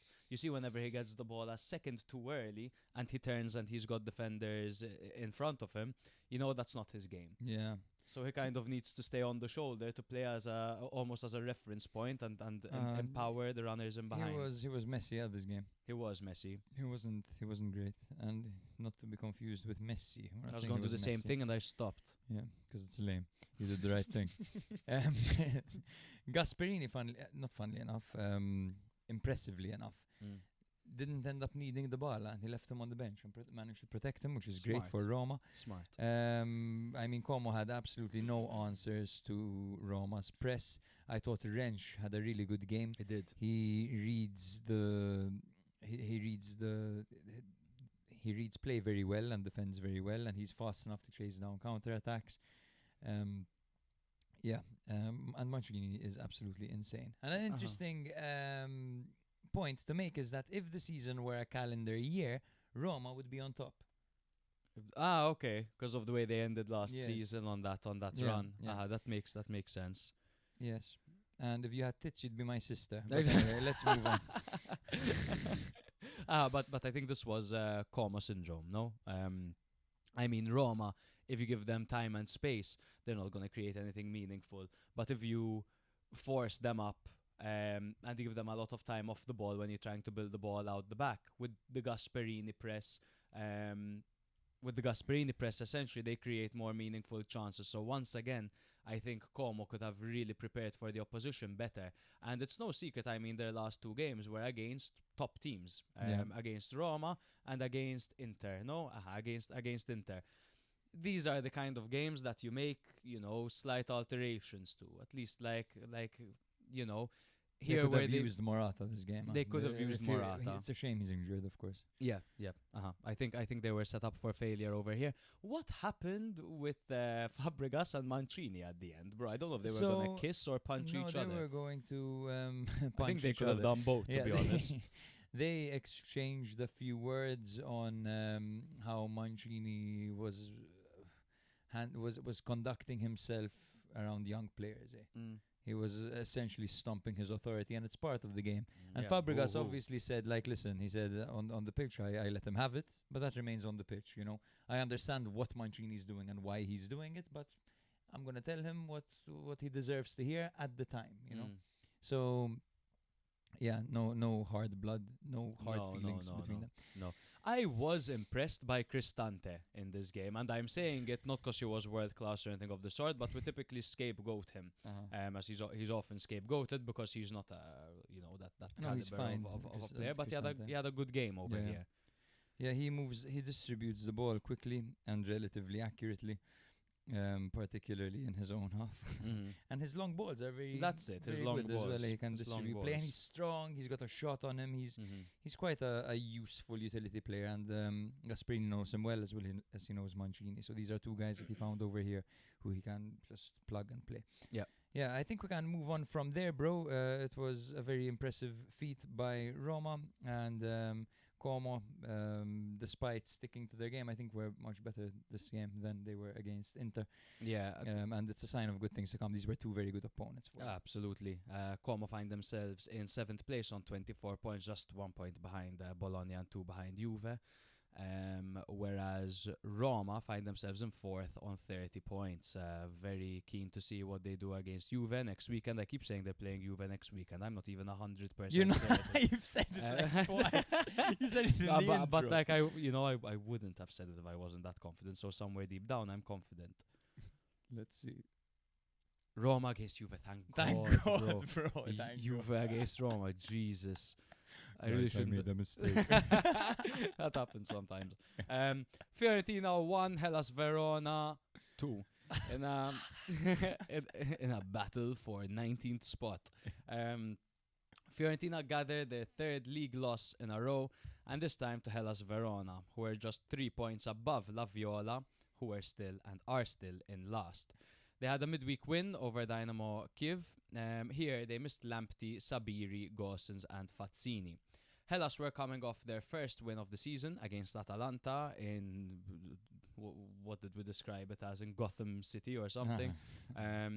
Making it 2 wins in a row now, jumping to 18th place. Here they missed Bradaric, Suslov and Akpa Akpro. Fiorentina lined up in a 3-5-2 formation. It's almost like, they just keep playing in this formation that clearly isn't working for them. David De Gea and goal, backline of Ranieri, Comuzzo and Pongracic, Parisi on the left, Dodo on the right, midfield three of Son, Fagioli and Mandragora, with Keane and Goodmanson playing up front together. For Hellas, they went man for man, also 3-5-2. Montepò on goal, backline of Nunez, Nelson and Bella Ketchup. They had Belgali on the right, Freze on the left, and the midfield three of Niasse, Al-Musrati and Bernede, with Giovanni and Mosquera up front together. I'm seeing Nate laughing. Nate, you know some of the names we have to read out. Bella Ketchup, can you believe it? Bella Ketchup. In the 5th minute, it was a rapid start by Verona. They're like, as favourites, we're going to go out all the way. And Bernade hit the bar immediately. It was a quick counter down Fiorentina's right. Fiorentina were scrambling and Bernade ended up hitting the bar. In the 35th minute, there was a substitution for Hellas Verona as Giovanni went down injured and he was replaced by Gift Orban. One thing we've been seeing over here is starting Mosquera up front, one of the more, false 9 strikers, 9.5, which are both Giovanni and Orban. Orban naturally being the substitute that came on. In the...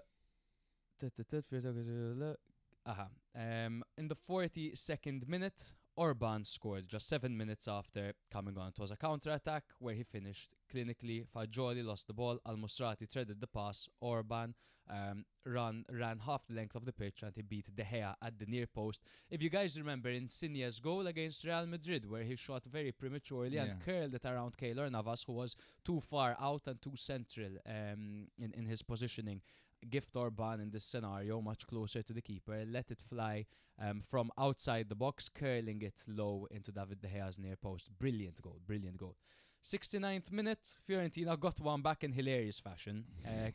Keane's shot was blocked by Montepò. It ricocheted off Nunez and went into the back of the net. It was hilarious to see Keane's celebration, all cold and whatnot. It was a devastating own goal. It was a disaster. It's such a stroke of luck for Fiorentina. A disaster, and this wasn't the first chance that Keane missed. But that is Keane experiencing good luck for the first time in a long time. It's true, but he missed 3 really good chances in this game.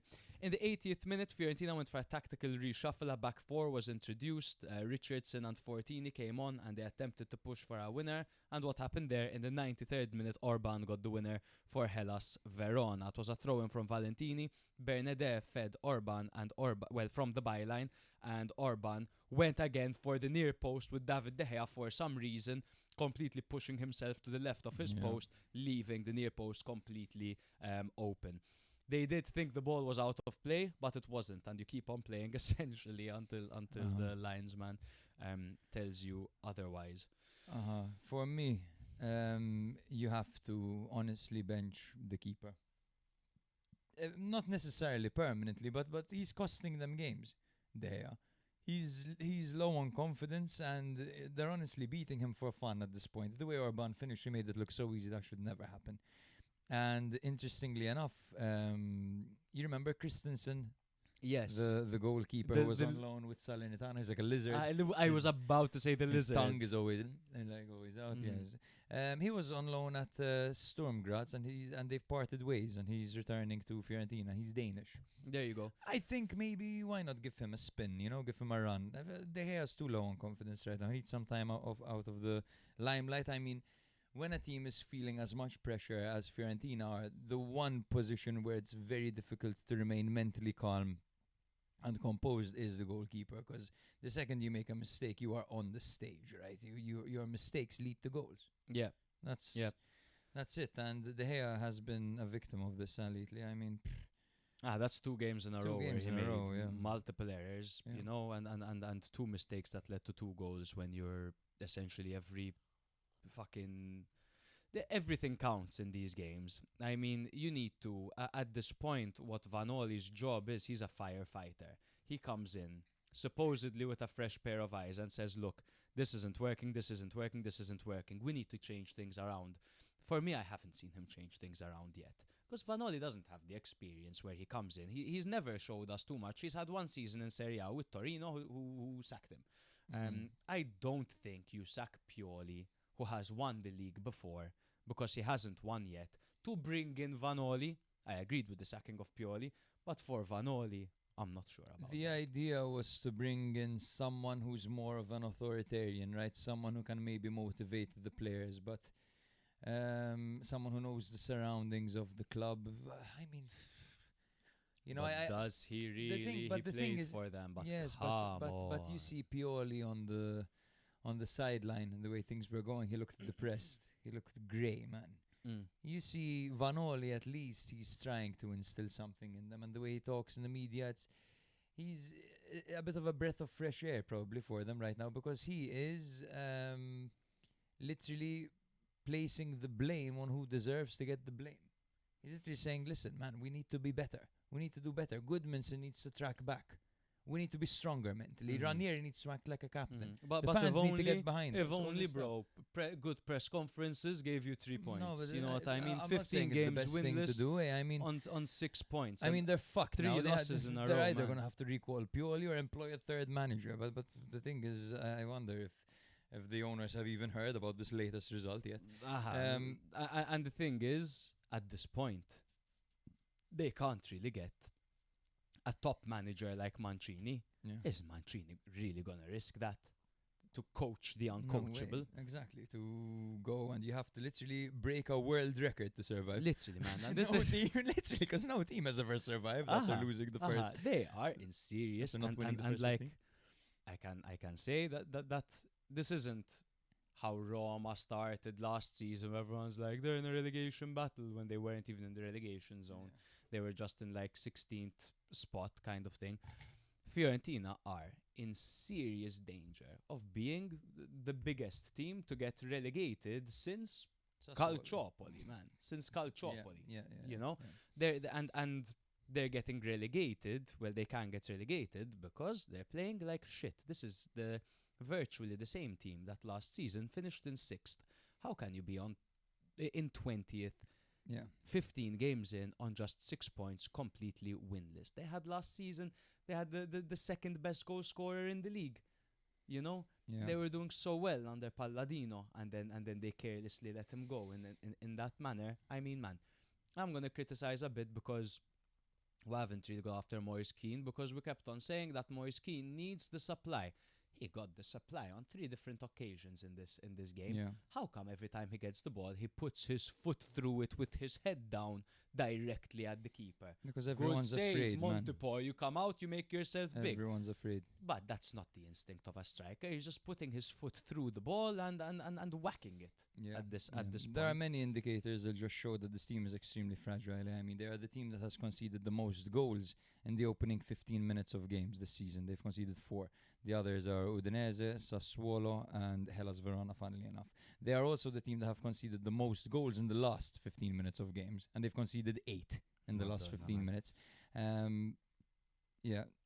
No, sorry. Verona are the team that has conceded the The most winners goals. of The this winners game, of this game, yes. which is an even stronger Yeah. point. It proves our point Exactly. even more about this Fiorentina, team. funnily enough, have been awarded the most penalties in the league this season with 4, level with And they're on 6 Bologna, Pisa, and points. Torino. Yes, And they're on 6 points. it's a really, really, really, really difficult situation, and it hurts even more for them knowing that they let a manager like Palladino go, who I highly doubt would have let this happen. And you know what's the craziest part of it all?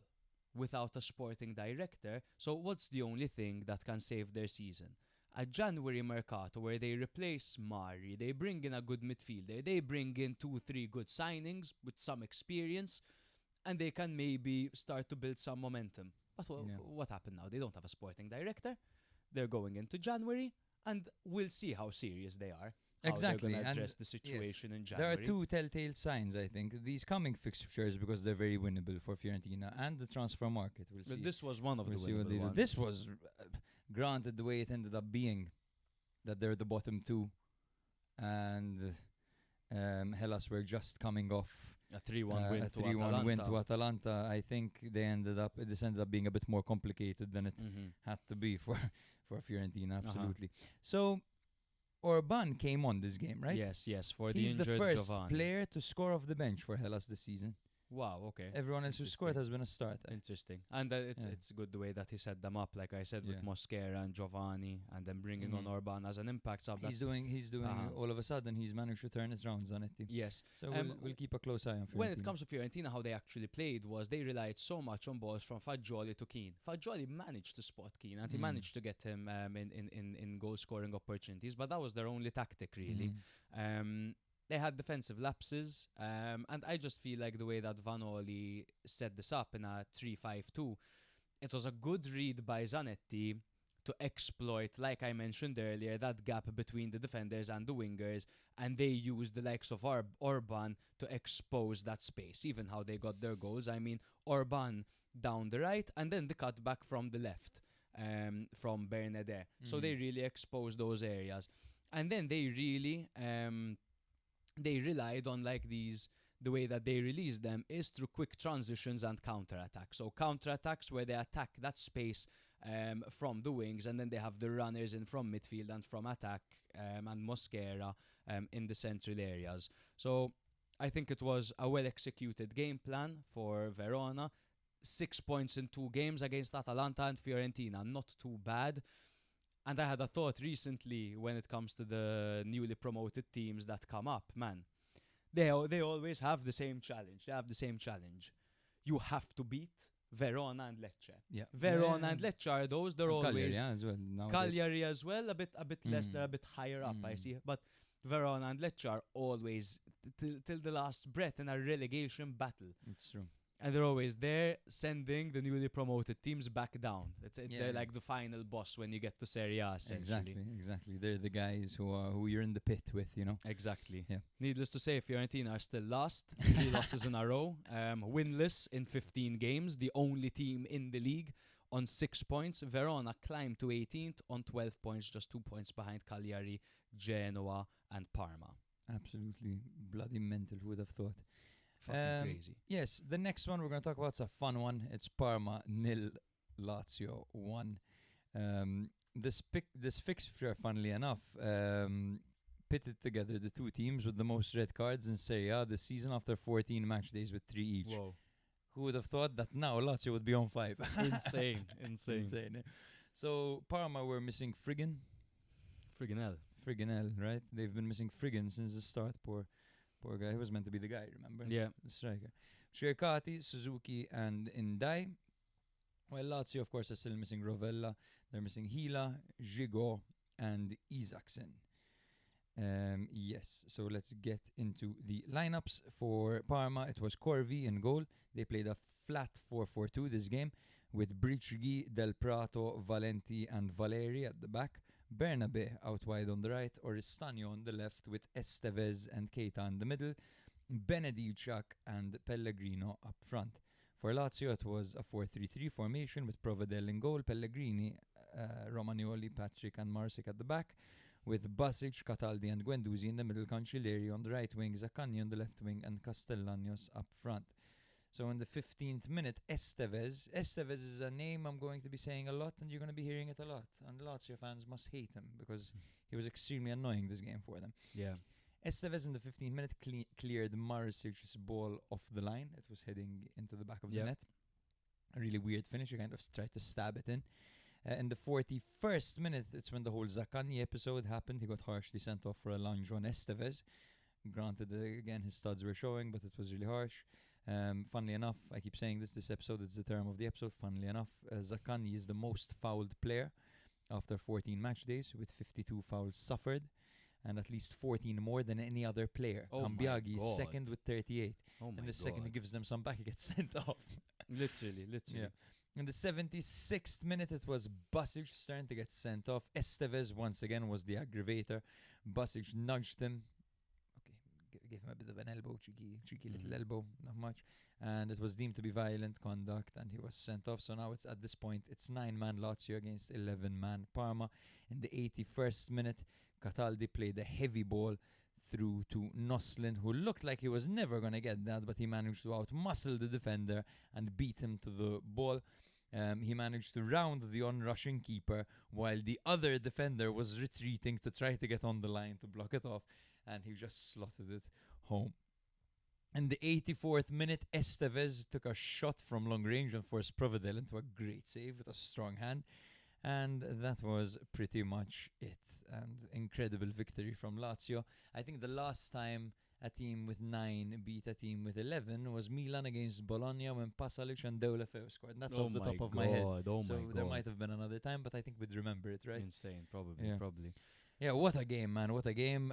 Lazio are growing, and we've been saying it. They are looking better, and this was just a massive step up in mentality. And Noslin, man, who literally couldn't get a sniff, should be giving Sarri a bit of a selection headache now. Yeah, and this is what we said last time. Like, of course, they don't have the individuals, Lazio, but Sarri has really been able to create a team.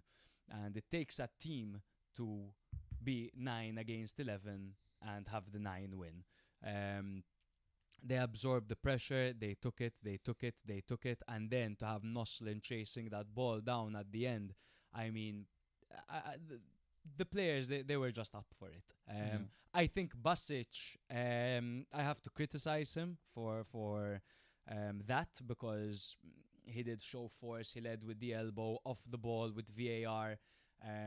That's a red card. VAR are gonna check that and they're gonna send you off. You're already a man down. Like, what are you doing? Yeah, literally. And Think of the team, man. Yeah, he got bailed out big time. And I think Parma have to be better. Parma have to be more cunning. And I'm surprised, Patrick Cutrone didn't see the picture over here. He's literally scored so many goals against Lazio off the top of my head. With Milan, he had scored against Lazio on the Coppa Italia. Remember, he had scored those, was it 2 goals, I think? I don't even remember, to be honest. Yeah. But at that point, you're against 9. Bring on Patrick Cutrone earlier. Give him a bit of a run. And, basically, after each sending off, Lazio got deeper and deeper and more compact. They shielded the central channels. They forced Parma wide rather than pressing high up the pitch. And this made it really difficult for Parma to create clear goal-scoring threats, even with a numerical advantage. Lazio slowed down the game. They protected the ball. They disrupted rhythm. They were willing to concede possession and only pressed and planned moments rather than chasing the ball aggressively, which would have left gaps for Parma to exploit. Parma ended up just dominating possession and having more shots, but they couldn't really create clear opportunities to break down Lazio's compact shape. When they eventually did commit more players forward late in the game, that's when Lazio pounced and found a moment to exploit them. This was showing of pure discipline, structure, and just experience and class by Sarri, in my opinion. I thought I think Provedel has been a lot better this season than he was last season. Of course, last season he was benched by Mandas. I think he's really found himself. It's like he went on a 6-month trip to Thailand or something. But he's been fantastic for them. Romagnoli, he was a rock at the back during that onslaught from Parma. Yeah. I think together those guys really managed to keep the ship afloat, Yeah. In that situation, one thing that it does, the pro of being of having a man down or even 2, is the goal becomes very clear. No, it's defend with all your might, put all men behind the ball. The other team is gonna attack. It's gonna attack. Bringing in Noslin was super smart. It was, yes, that because Cataldi long ball, that defensive mistake. I'm keen to find out who made that mistake by Parma. At the end, where Noslin got the goal. The defender who was going. I think it was Valenti, bro. It could be. I'm Valenti. pretty sure it was Valenti. But let's double check it. Confirmation on that. Yes, but in the meantime, we have the red cards, right, Nate? I don't know if you want to pull them up. In the meantime, might as well show them for the people watching on the old tube. The old tube is YouTube, guys, by the way. Yeah, not some kind of weird thing. Yeah. who made that Yeah, so mistake. that's- Let's see not here. this one. It's the other two. Yeah. No. This one. Yeah. These the videos. So that is the Zaccani incident. You can see the studs are showing, but he kind of moves in the last second to kind of not do as much damage. You know, for me it's harsh. It's man. a scratch. Yeah. His studs he are ends showing, up- but it's a scratch into the shin guard. It's And it's definitely- clearly not intentional. Are his studs showing? Yes. I mean, he's playing the ball literally. I mean, It's harsh, it's man. harsh, It's really harsh. It's really, really harsh. And the other one is obviously off the ball. It looks much worse. The other one you can see over here, if you wear your binoculars. but yeah, it's off the ball. It's not pretty. Look at that. No. I mean, it's fucking soft. Don't tell me From that anything, angle, bro. from the It's front so angle, you could see soft. the intent, and then Uh-huh. from the front angle, you could see Buses doing this with his face before he hits him. It Yeah. was Valenti that It made was the Valenti, mistake, right? but from seeing the replay, okay, Valenti should have been cleaner over there, but Noslin did a He did fantastic so well, job. So well. He did a he's so fantastic powerful. job. He was like, Yeah. over there, few players would be like, oh my god, I could actually get to the ball and Yeah, score yeah, here. yeah, yeah. Having that. He believed. Exactly. Great by Yes. Noslin, man. Yes, I want to give a quick shout out to Marasic, who's having a very good season under the radar, Mm-hmm. and Patrick for being ever so reliable. Yes, and consistent. Exactly. In that sense. Exactly. But yes, this victory for Lazio sees them climb to 8th with 22 points. They're still in the running for European contention, man. Yes. Lazio, despite their transfer ban, they actually started off the season quite decently with 6 wins, 4 draws, 5 losses. Not a massively great start, but they are growing into Mhm. it. While Parma find themselves just outside the relegation pool by 2 points in 17th. Yes, I really expect Lazio and Atalanta now to push. Yeah. Lazio and Atalanta now they can push. They're two of the better teams in the league, and I feel like they could overtake the likes of Bologna and Como. Yeah. If they keep up this momentum. Funny enough, next up, Atalanta 2, Cagliari 1. Atalanta were coming off a devastating loss to Hellas last week, but they dropped a masterclass in their 2-1 midweek win over Chelsea in the Champions League, where Charles Keitelare had a mental game of football. They missed Bellanova, Sulemana and Bakker. Cagliari were coming off an impressive victory over Roma. They missed Belotti, Felici, Mina and Zepedro. For Palladino's men, it was a 3-4-2-1 formation with Carnesecchi in goal, a backline of Kolasinac, Jim City and Kusunu. They had Bernasconi on the left and Zappacosta on the right, double pivot of Ederson and Deron, with Lukman and De Ketelare flanking Scamacca. 3-5-2 for Pizzacane's men, Caprile in goal, with Zappa, Luperto and Rodriguez at the back, Palestra on the right, Obert on the left, and the midfield three of Adopo, Deola and Michael Foloruncio, with Borelli and Esposito starting up front together. Now, Atalanta opened the scoring in the 11th minute through Scamacca. Zappa Costa just like he's still doing this. He still does it. Eh? He's still he's doing still this, at it. man. He must be 90 at this He's point, got man. 4 lungs. Literally, but that low cross shot into the box, he just Yeah. puts all his might in it, but it's always so accurate and in such a dangerous area. It's not easy to finish. Scamacca's reflexes to backheel the ball in the manner that he did was spectacular. Yeah, pure instinct. Pure Amazing. instinct, and Scamacca is on fire, bro. And that he made it 1-0 over there. After that, Atalanta piled up a few chances. De Ketelare set up Lukman well. Zappa Costa had a chance, and even Scamacca, but Caprile made a few great saves, including a one-handed stop on Lukman. Cagliari created some pressure. Borelli almost equalized with a header just before halftime, and you could see Atalanta's fatigue began to show, especially after Jim City pulled up injured. Cagliari managed to equalize as late as the 75th minute through Gaetano. This was a beautiful passage of play, and it is exactly what Cagliari are capable of with all of the technical players that they have.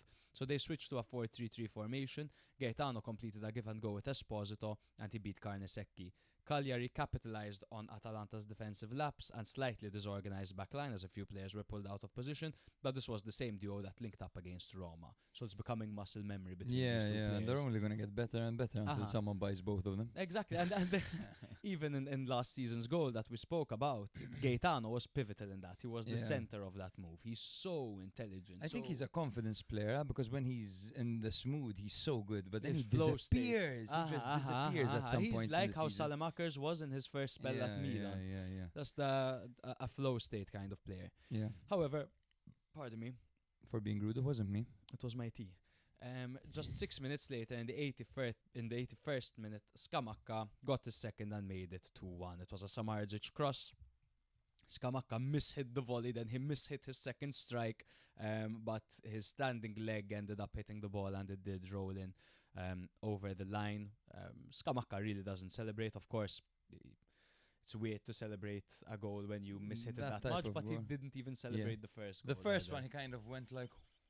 Yeah, exactly. Like, did you see what I've just done? Like, But I think he's treating this like his job, you know. He needs to be scoring. And I think he doesn't want to get too ahead of himself because so far when he's had success like this, it's always been interrupted by quite a long spell of injury. Yeah. And then he has to get his way. So I feel like now he's just found himself again after being interrupted by so many injuries. He doesn't almost want to jinx it. That's what it seems to me. That he doesn't want to get carried away. It's like Baggio when all his injuries essentially ended up making him a Buddhist. That's what happened. That's what happened. He started practicing Buddhism to manifest the lack of injuries and to get Italy to the World Cup final, etc., etc. There's the Il Divino Codino, the movie. Watch it, you learn a lot about him. Yes. Cagliari almost equalized late on with Luvumbo. He actually scored, but it was flagged offside. Atalanta held on. You could see the fatigue was clear, but they held on really, really well. I mean, Cagliari really brought it in this game. I thought it was quite not level game. You could see that Atalanta were better, but because of the fatigue that they had, Cagliari really managed to play the game that they wanted to play, and they really brought it to Atalanta. But Atalanta were very smart, and when you have a striker like Scamacca, if you get the ball into the box when he's on this form, it's likely that he's going to create something. No, it's likely that he's going to finish it off. Yes, he's great at improvising, especially. Just some interesting information over here. We have Palladino and Pizzacane. This was the first time they faced each other as head coaches, two of the youngest coaches in Serie A. As players, they actually faced off twice. Let's keep in mind that Palladino represented Crotone, of course, and Pizzacane, of course, represented Cagliari. So in Serie B in 2015-2016, it was Palladino's team that won. They won 3-1 in Serie B. And then the following season, they met again, this time in Serie A. And this time it was a 2-1 victory for Cagliari. So they have one win each at home. Yes. Insane. Also, Gaetano scored his 9th goal for Cagliari. This was only the second one that came away from home. Oh, wow. Okay. Very interesting. I felt like Palladino, particularly in his setup over here, the wide play was evident using the likes of Zappacosta and Bernasconi. Even Lookman, of course. De Ketelare likes to tuck in and almost be like a second striker, of course, emphasizing size in the attack of Atalanta with Scamacca alongside De Ketelare. With that being said, I do think that Cagliari's three-man defense is really overlooked. Of course, they didn't have Yeremina available here, but often with them, you do see a large gap between the defense and the midfield, which is dangerous against the likes of Atalanta. But they were first to a lot of balls. They're fit, man, and they're strong, they're athletic, they're very difficult to play against. Yes, absolutely. Two things I want to mention is the first one is that Lookman needs to fucking pass more. Yes. He shot from this tight angle at a point. There was Scamacca wide open. And second of all, this Bernasconi guy continues to impress me. Yes, bro, he's good. I think Italy are in very good hands when it comes to the white play, especially Atalanta. They've got Bernasconi and they've got Palestra on loan. Bernasconi, Palestra. There's of course Bartesaghi at Milan. Of course, at Milan is doing and really well. There's who are you thinking? No, I know. I was thinking of Palestra. Ah. Yes. Yes, we can move on to the next one.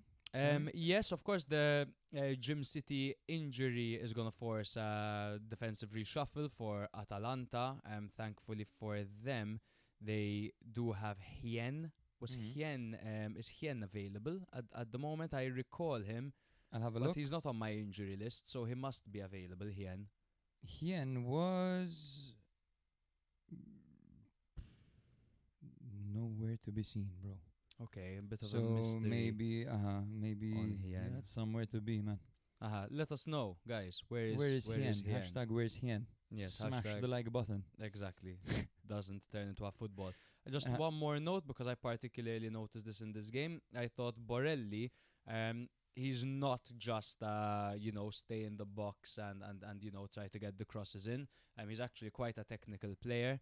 And his hold-up play was really, really good in this game. I thought he exercised a great hold-up play. Exactly. Very good. Yes. The next game we're going to be cracking is Lecce 1, Pisa 0. This was a moment for Lecce to continue to kind of to confirm themselves as one of the regulars, one of the mainstays at Serie A, kind of letting these newcomers know that listen, you're in my territory over here. Yeah. You know. They were missing Gabby Jean, who's not my lover. Marjvinsky, oh, God knows, man. Oh, you mean Fruf. You mean Yeah, and Pierrette, of course. While Pisa were missing Stengs, Quadrado, Inzola, and Denoon, not to be confused with Darun. Basically, their top earners are all out, so Yeah. quite a crisis for Pisa, actually. So lineups, we had Falcone in goal for Lecce, with Vega on the right and Indaba on the left. Gabriel and Gaspar at the back, with Ramadani shielding the defense. Perotti on the right, Sotel on the left, Berisha, Koulibaly playing behind Camarda. As for Pisa, it was Semper in goal in a 3-5-2 system, with Cannestrelli, Caracciolo and Calabresi at the back, with Toure on the right, Loris on the left, Akinsami, Robisher and Vural forming the midfield three, with Morio and Meister up front, Eminem. And the triple C at the back. It's quite a satisfying team, isn't it? Yeah. In the 7th minute, Berisha went off injured for Lecce in a stretcher. I don't know what his condition is, but that's a massive loss for Lecce. Yeah, Berisha's been He's really been solid. massive for them. He's been so he good. really has been. Yeah, he attempted a pass to the right wing and just hit the ground. It was Lecce with the larger share of the attacks in the first half. Pierotti with the best opportunity after a cutback from Sotil on the byline. Lecce were also dangerous from corners, with Thiago Gabriel heading off target from just a few yards out. That was quite a big miss. In the second half, Di Francesco's subs made all the difference, and that's what separated his team from the opposition, as Banda, who came on, cut inside and squared it to Stulic, who came on, who finally scored his first Serie A goal for Lecce and in general. Yeah. And he wasn't driving the hot dog car. Yes. Funnily enough, Lecce are the team that have conceded the most goals scored by opposition substitutes in Serie A this season, with 5. Great win for Lecce, bro. Di Francesco continues to impress me personally. Yeah, dominant win. Dominant win. You see, Pisa are a very tough side to play against. I mean, they're very man for man. They're structurally sound. Of course, they don't create many goal-scoring opportunities, but they've got a few goals in them. But Lecce absolutely dominated Pisa in this game. I mean, they had an XG of 2.2. They got 21 shots away. I mean, they had 12 corner kicks, brother. They absolutely put a clinic on in this game. He knows Lecce. how to. Di Francesco nowadays knows when he needs to be pragmatic, and he knows when he can attack. That's how he's evolving as a manager, which is funny because we often say this, like we talk about him like he's up and coming, but he's already hit such highs that you could consider him an established manager. But he's back-to-back relegation. It's not bad. Back-to-back relegation. I mean, now is his time, Di Francesco. He has a point to prove more than ever, because he's on a downward spiral if he's not careful. At the moment, he's constantly going for relegation-threatened teams. Next thing you know, he'll be in Serie B. So this is a really important season for him. Thankfully for him, they actually have a star man, and that star man is Sotil. I mean, Sotil is the guy that they're constantly playing the ball to. and he's constantly taking on men and delivering in crosses, albeit sometimes wayward, but he likes to get a good ball in. He's standing over every single set piece that they take. But I agree that Sotil is probably one of their most established players, but I do think that he's not enough to just work with, and that Di Francesco is really making probably the weakest team in Serie A work quite functionally. Even the fact that he's managing to make Banda a massive contributor. We've seen Banda really struggle in the final third and to actually get his output going, you know. Yes. He's managed to turn Berisha into this very consistent performer so far. Ramadani has looked great. I mean, granted, Ramadani's always good. But even Thiago Gabriel at the back has looked amazing. Yes, no, absolutely. But I'm saying for a team that have a fucking 16, 17-year-old up front and Stulic on the bench, the goals and the opportunities need to come from somewhere. And with that being said, for example, Sotil in this game, like I said, he likes to get crosses in. 15 crosses into the box, 8 landed. That is the kind of outlet that you need. That's what I mean, that he's their star player. He's the guy that creates something out of nothing. If he's in a bit of space, Sotil was at Milan last season. Yeah. You know, he and clearly Fiorentina, has Fiorentina. He certainly has an element of talent to him. So, and he created big chances in this game. His passing accuracy was 91%. Which is crazy considering he crossed the ball so much. Exactly. Yeah, very good point, bro. Since we are pressed for Gabriel is so amazing. Gabriel amazing. He's I think under 21 if I'm not mistaken, bro. Gabriel, check that, because he's been a breakout player. 20 years old. Born 2004. Yeah, he's really good. Keep your eyes on him. Insane. Just to let you know that in Lecce Pisa in 1986, the 6th of April, Antonio Conte made his Serie A debut as a player. Insane. Yeah. Probably already balding. Yeah. Last game we're going to be Yes. covering, right? Torino 1, Cremonese 0. Torino coming off 6 matches without a win. Here they missed Shores, Tamez and Savva. Cremonese coming off 2 wins in a row. Here they missed Colo Colo and Faye. Colo. It was a 3-4-1-2 formation for Baroni's men, with Paleari in goal, backline of Coco, Maripan and Ismaili.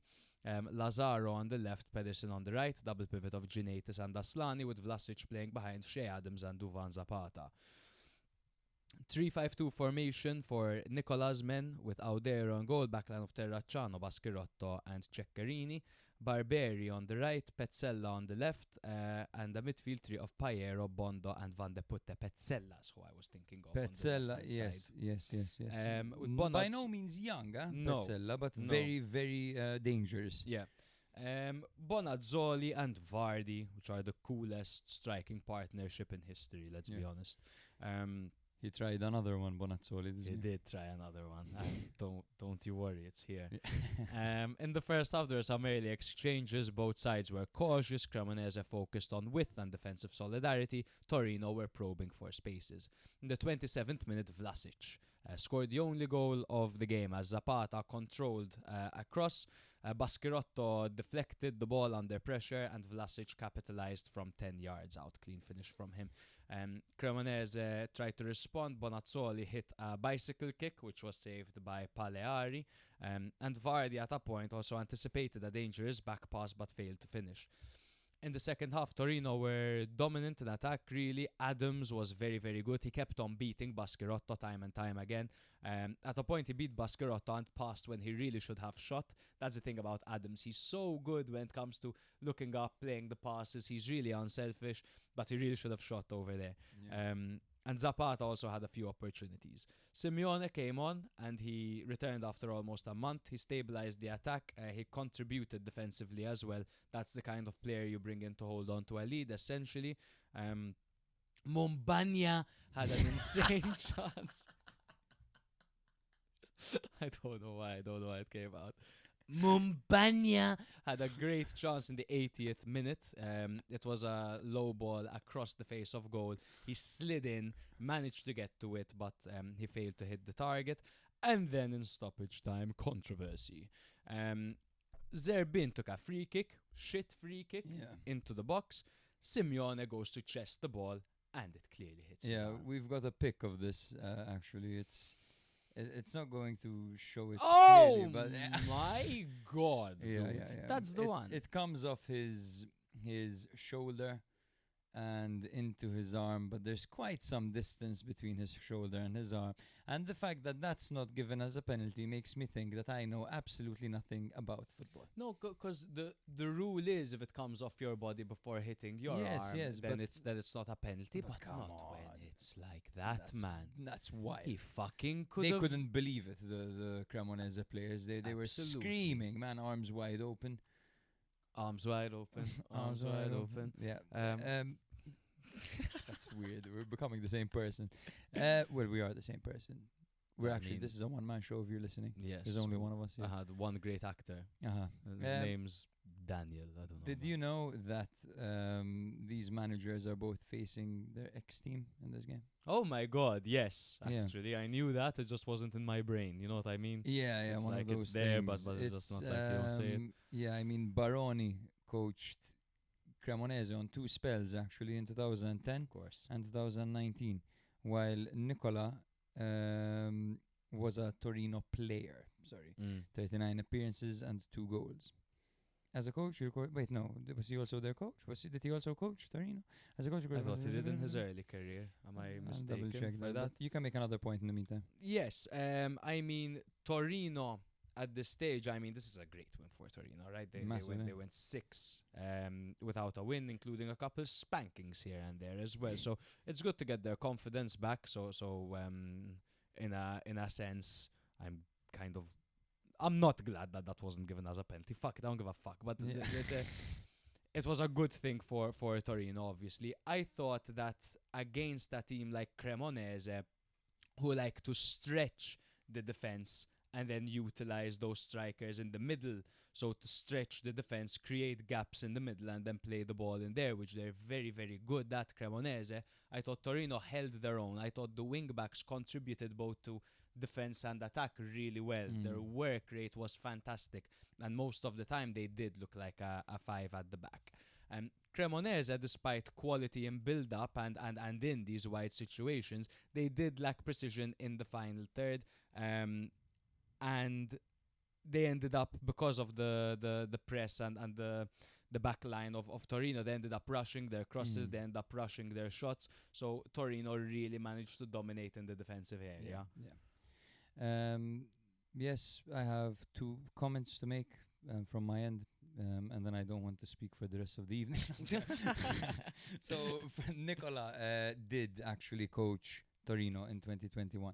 Amazing. The point I would like to make is that I love Vardy, and I don't think he's done badly since arriving at Cremonese. He's actually been pretty good. But the fact that the league gave him the Player of the Month just makes Serie A look like a shit league. You have players who are doing so well. You've got players in the form of their lives, man. It pisses me off. It can't be, because then you get all these people who don't follow Serie A, and they're seeing Vardy is the Player of the Month in Serie A, and they're like, what the hell is this league? You know, there's a finished player. Because Serie A only care about views. So they want people to tune in to watch these nostalgic Prem heads to tune in and watch Cremonese, right? But we're here promoting Serie A on a weekly basis, man. Even when we understand that it's not at its height. There are all these things wrong with Serie A. We try our best to shine a light on the positive. And Serie A keeps on essentially throwing shit at us and making it hard to defend. Now, I've had a conversation with Prem heads at work where they're like, I heard Vardy's tearing the league up.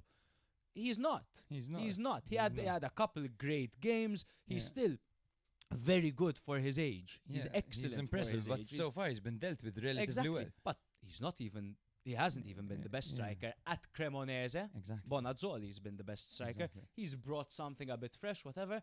Don't give him Player of the Month, man. And what are you So doing? many players.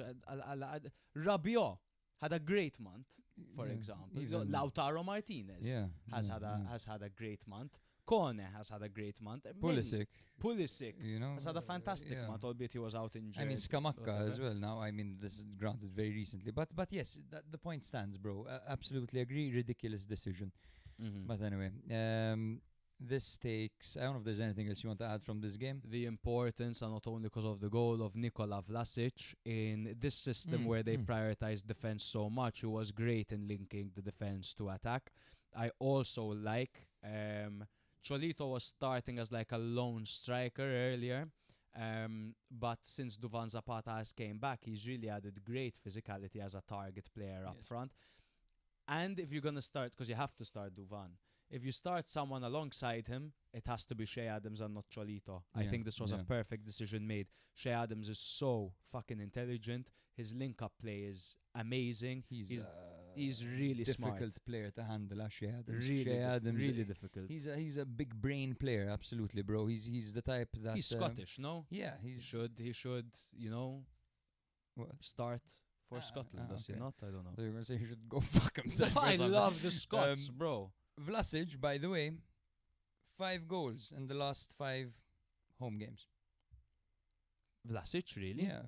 I thought he was on a drought. No, before because this. he had 3 goals from the spot out of 4 of the previous ones, and he scored again this game at But home. each of his last 4 Serie A goals came at home. He didn't score in each of their last scored Serie A in each home of games. his last 4 yes, sorry, yes, Madonna. His last 4 goals all came at home, so he doesn't score away. Yes, but exactly, he was in fact exactly. on a drought before Oof, this. that was about to be a blunder. But it's okay, bro. You've got fucking Mike the Eagle Manyan to you, saving you.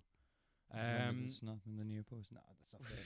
Yeah. We're gonna cancel our segments this week. We're just gonna do the predictions. And it's only 6 games we're gonna need to predict because of the we can't cancel. predict the Let's Super. predict the Yeah. Super Cup as well. Amazing. So let's start off. So round of 16. Lazio Cremonese.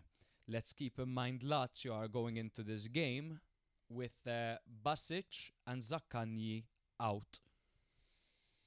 But they also beat Parma on 9 men with 9 men. Repeat the fixture. Lazio Cremonese. Lazio Cremonese. Who's starting? Lazio at home. I can start, I don't mind. Okay, sure, go for it. I'll go Lazio victory. I'm gonna go Lazio victory as well. Okay. I think you win that game against Parma and you keep up the yeah, momentum. right. Juve Roma. Roma. Now I start. Roma have a tendency of losing these big games. Juve also recently lost to Napoli. Spalletti's only lost 1 game so far. I'm gonna go draw over here. Me too. Draw. Nice. So far we're exactly the same. Cagliari Pisa. I'm gonna go draw. Fuck. I'm gonna go.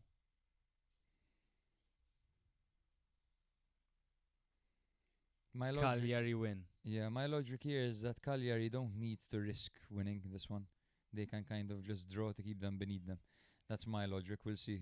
These I find this from bro, I don't know from about that. Cremonese, from Cagliari are on 14 points, 2 points above Verona and 18th. Yeah. This is an important relegation true, actually, six pointer. they would need to win. I'm gonna go Cagliari win. Okay.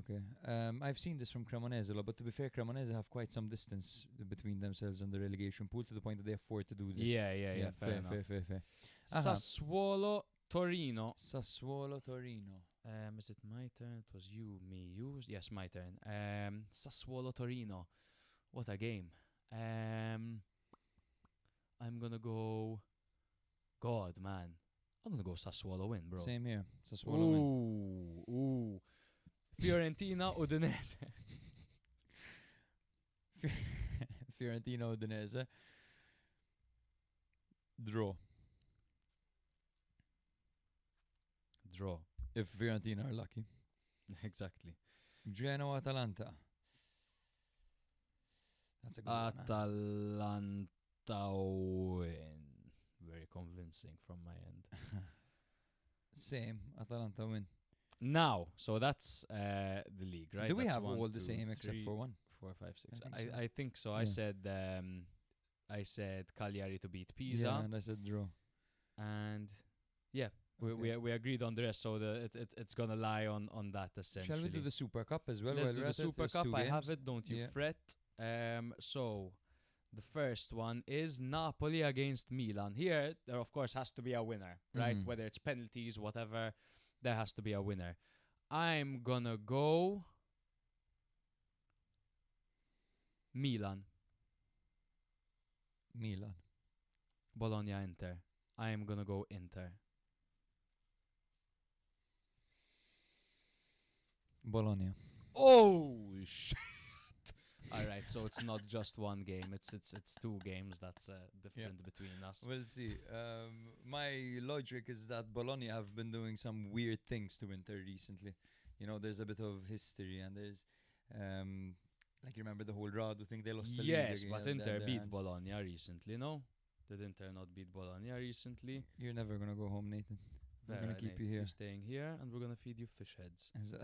We're gonna lock you in the basement and feed you fish heads. Exactly. No, actually, Bologna beat Inter recently, or Solini scored. Of course, that was last season. Yeah.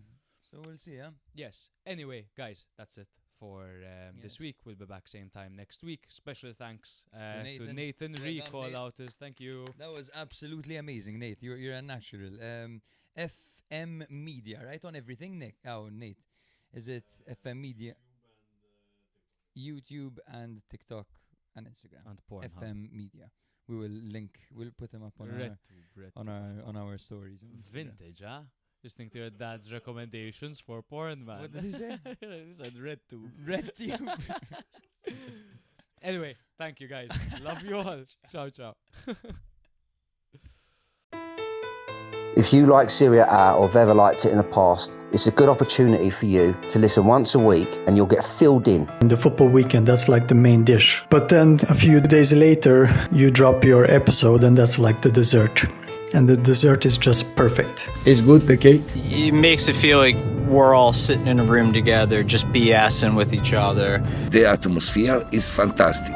I promise nobody will ask you to send boob pics. Sometimes maybe good, sometimes maybe shit. I love how you go into so much detail and show so much passion towards each and every team. Literally, no team is left undiscussed.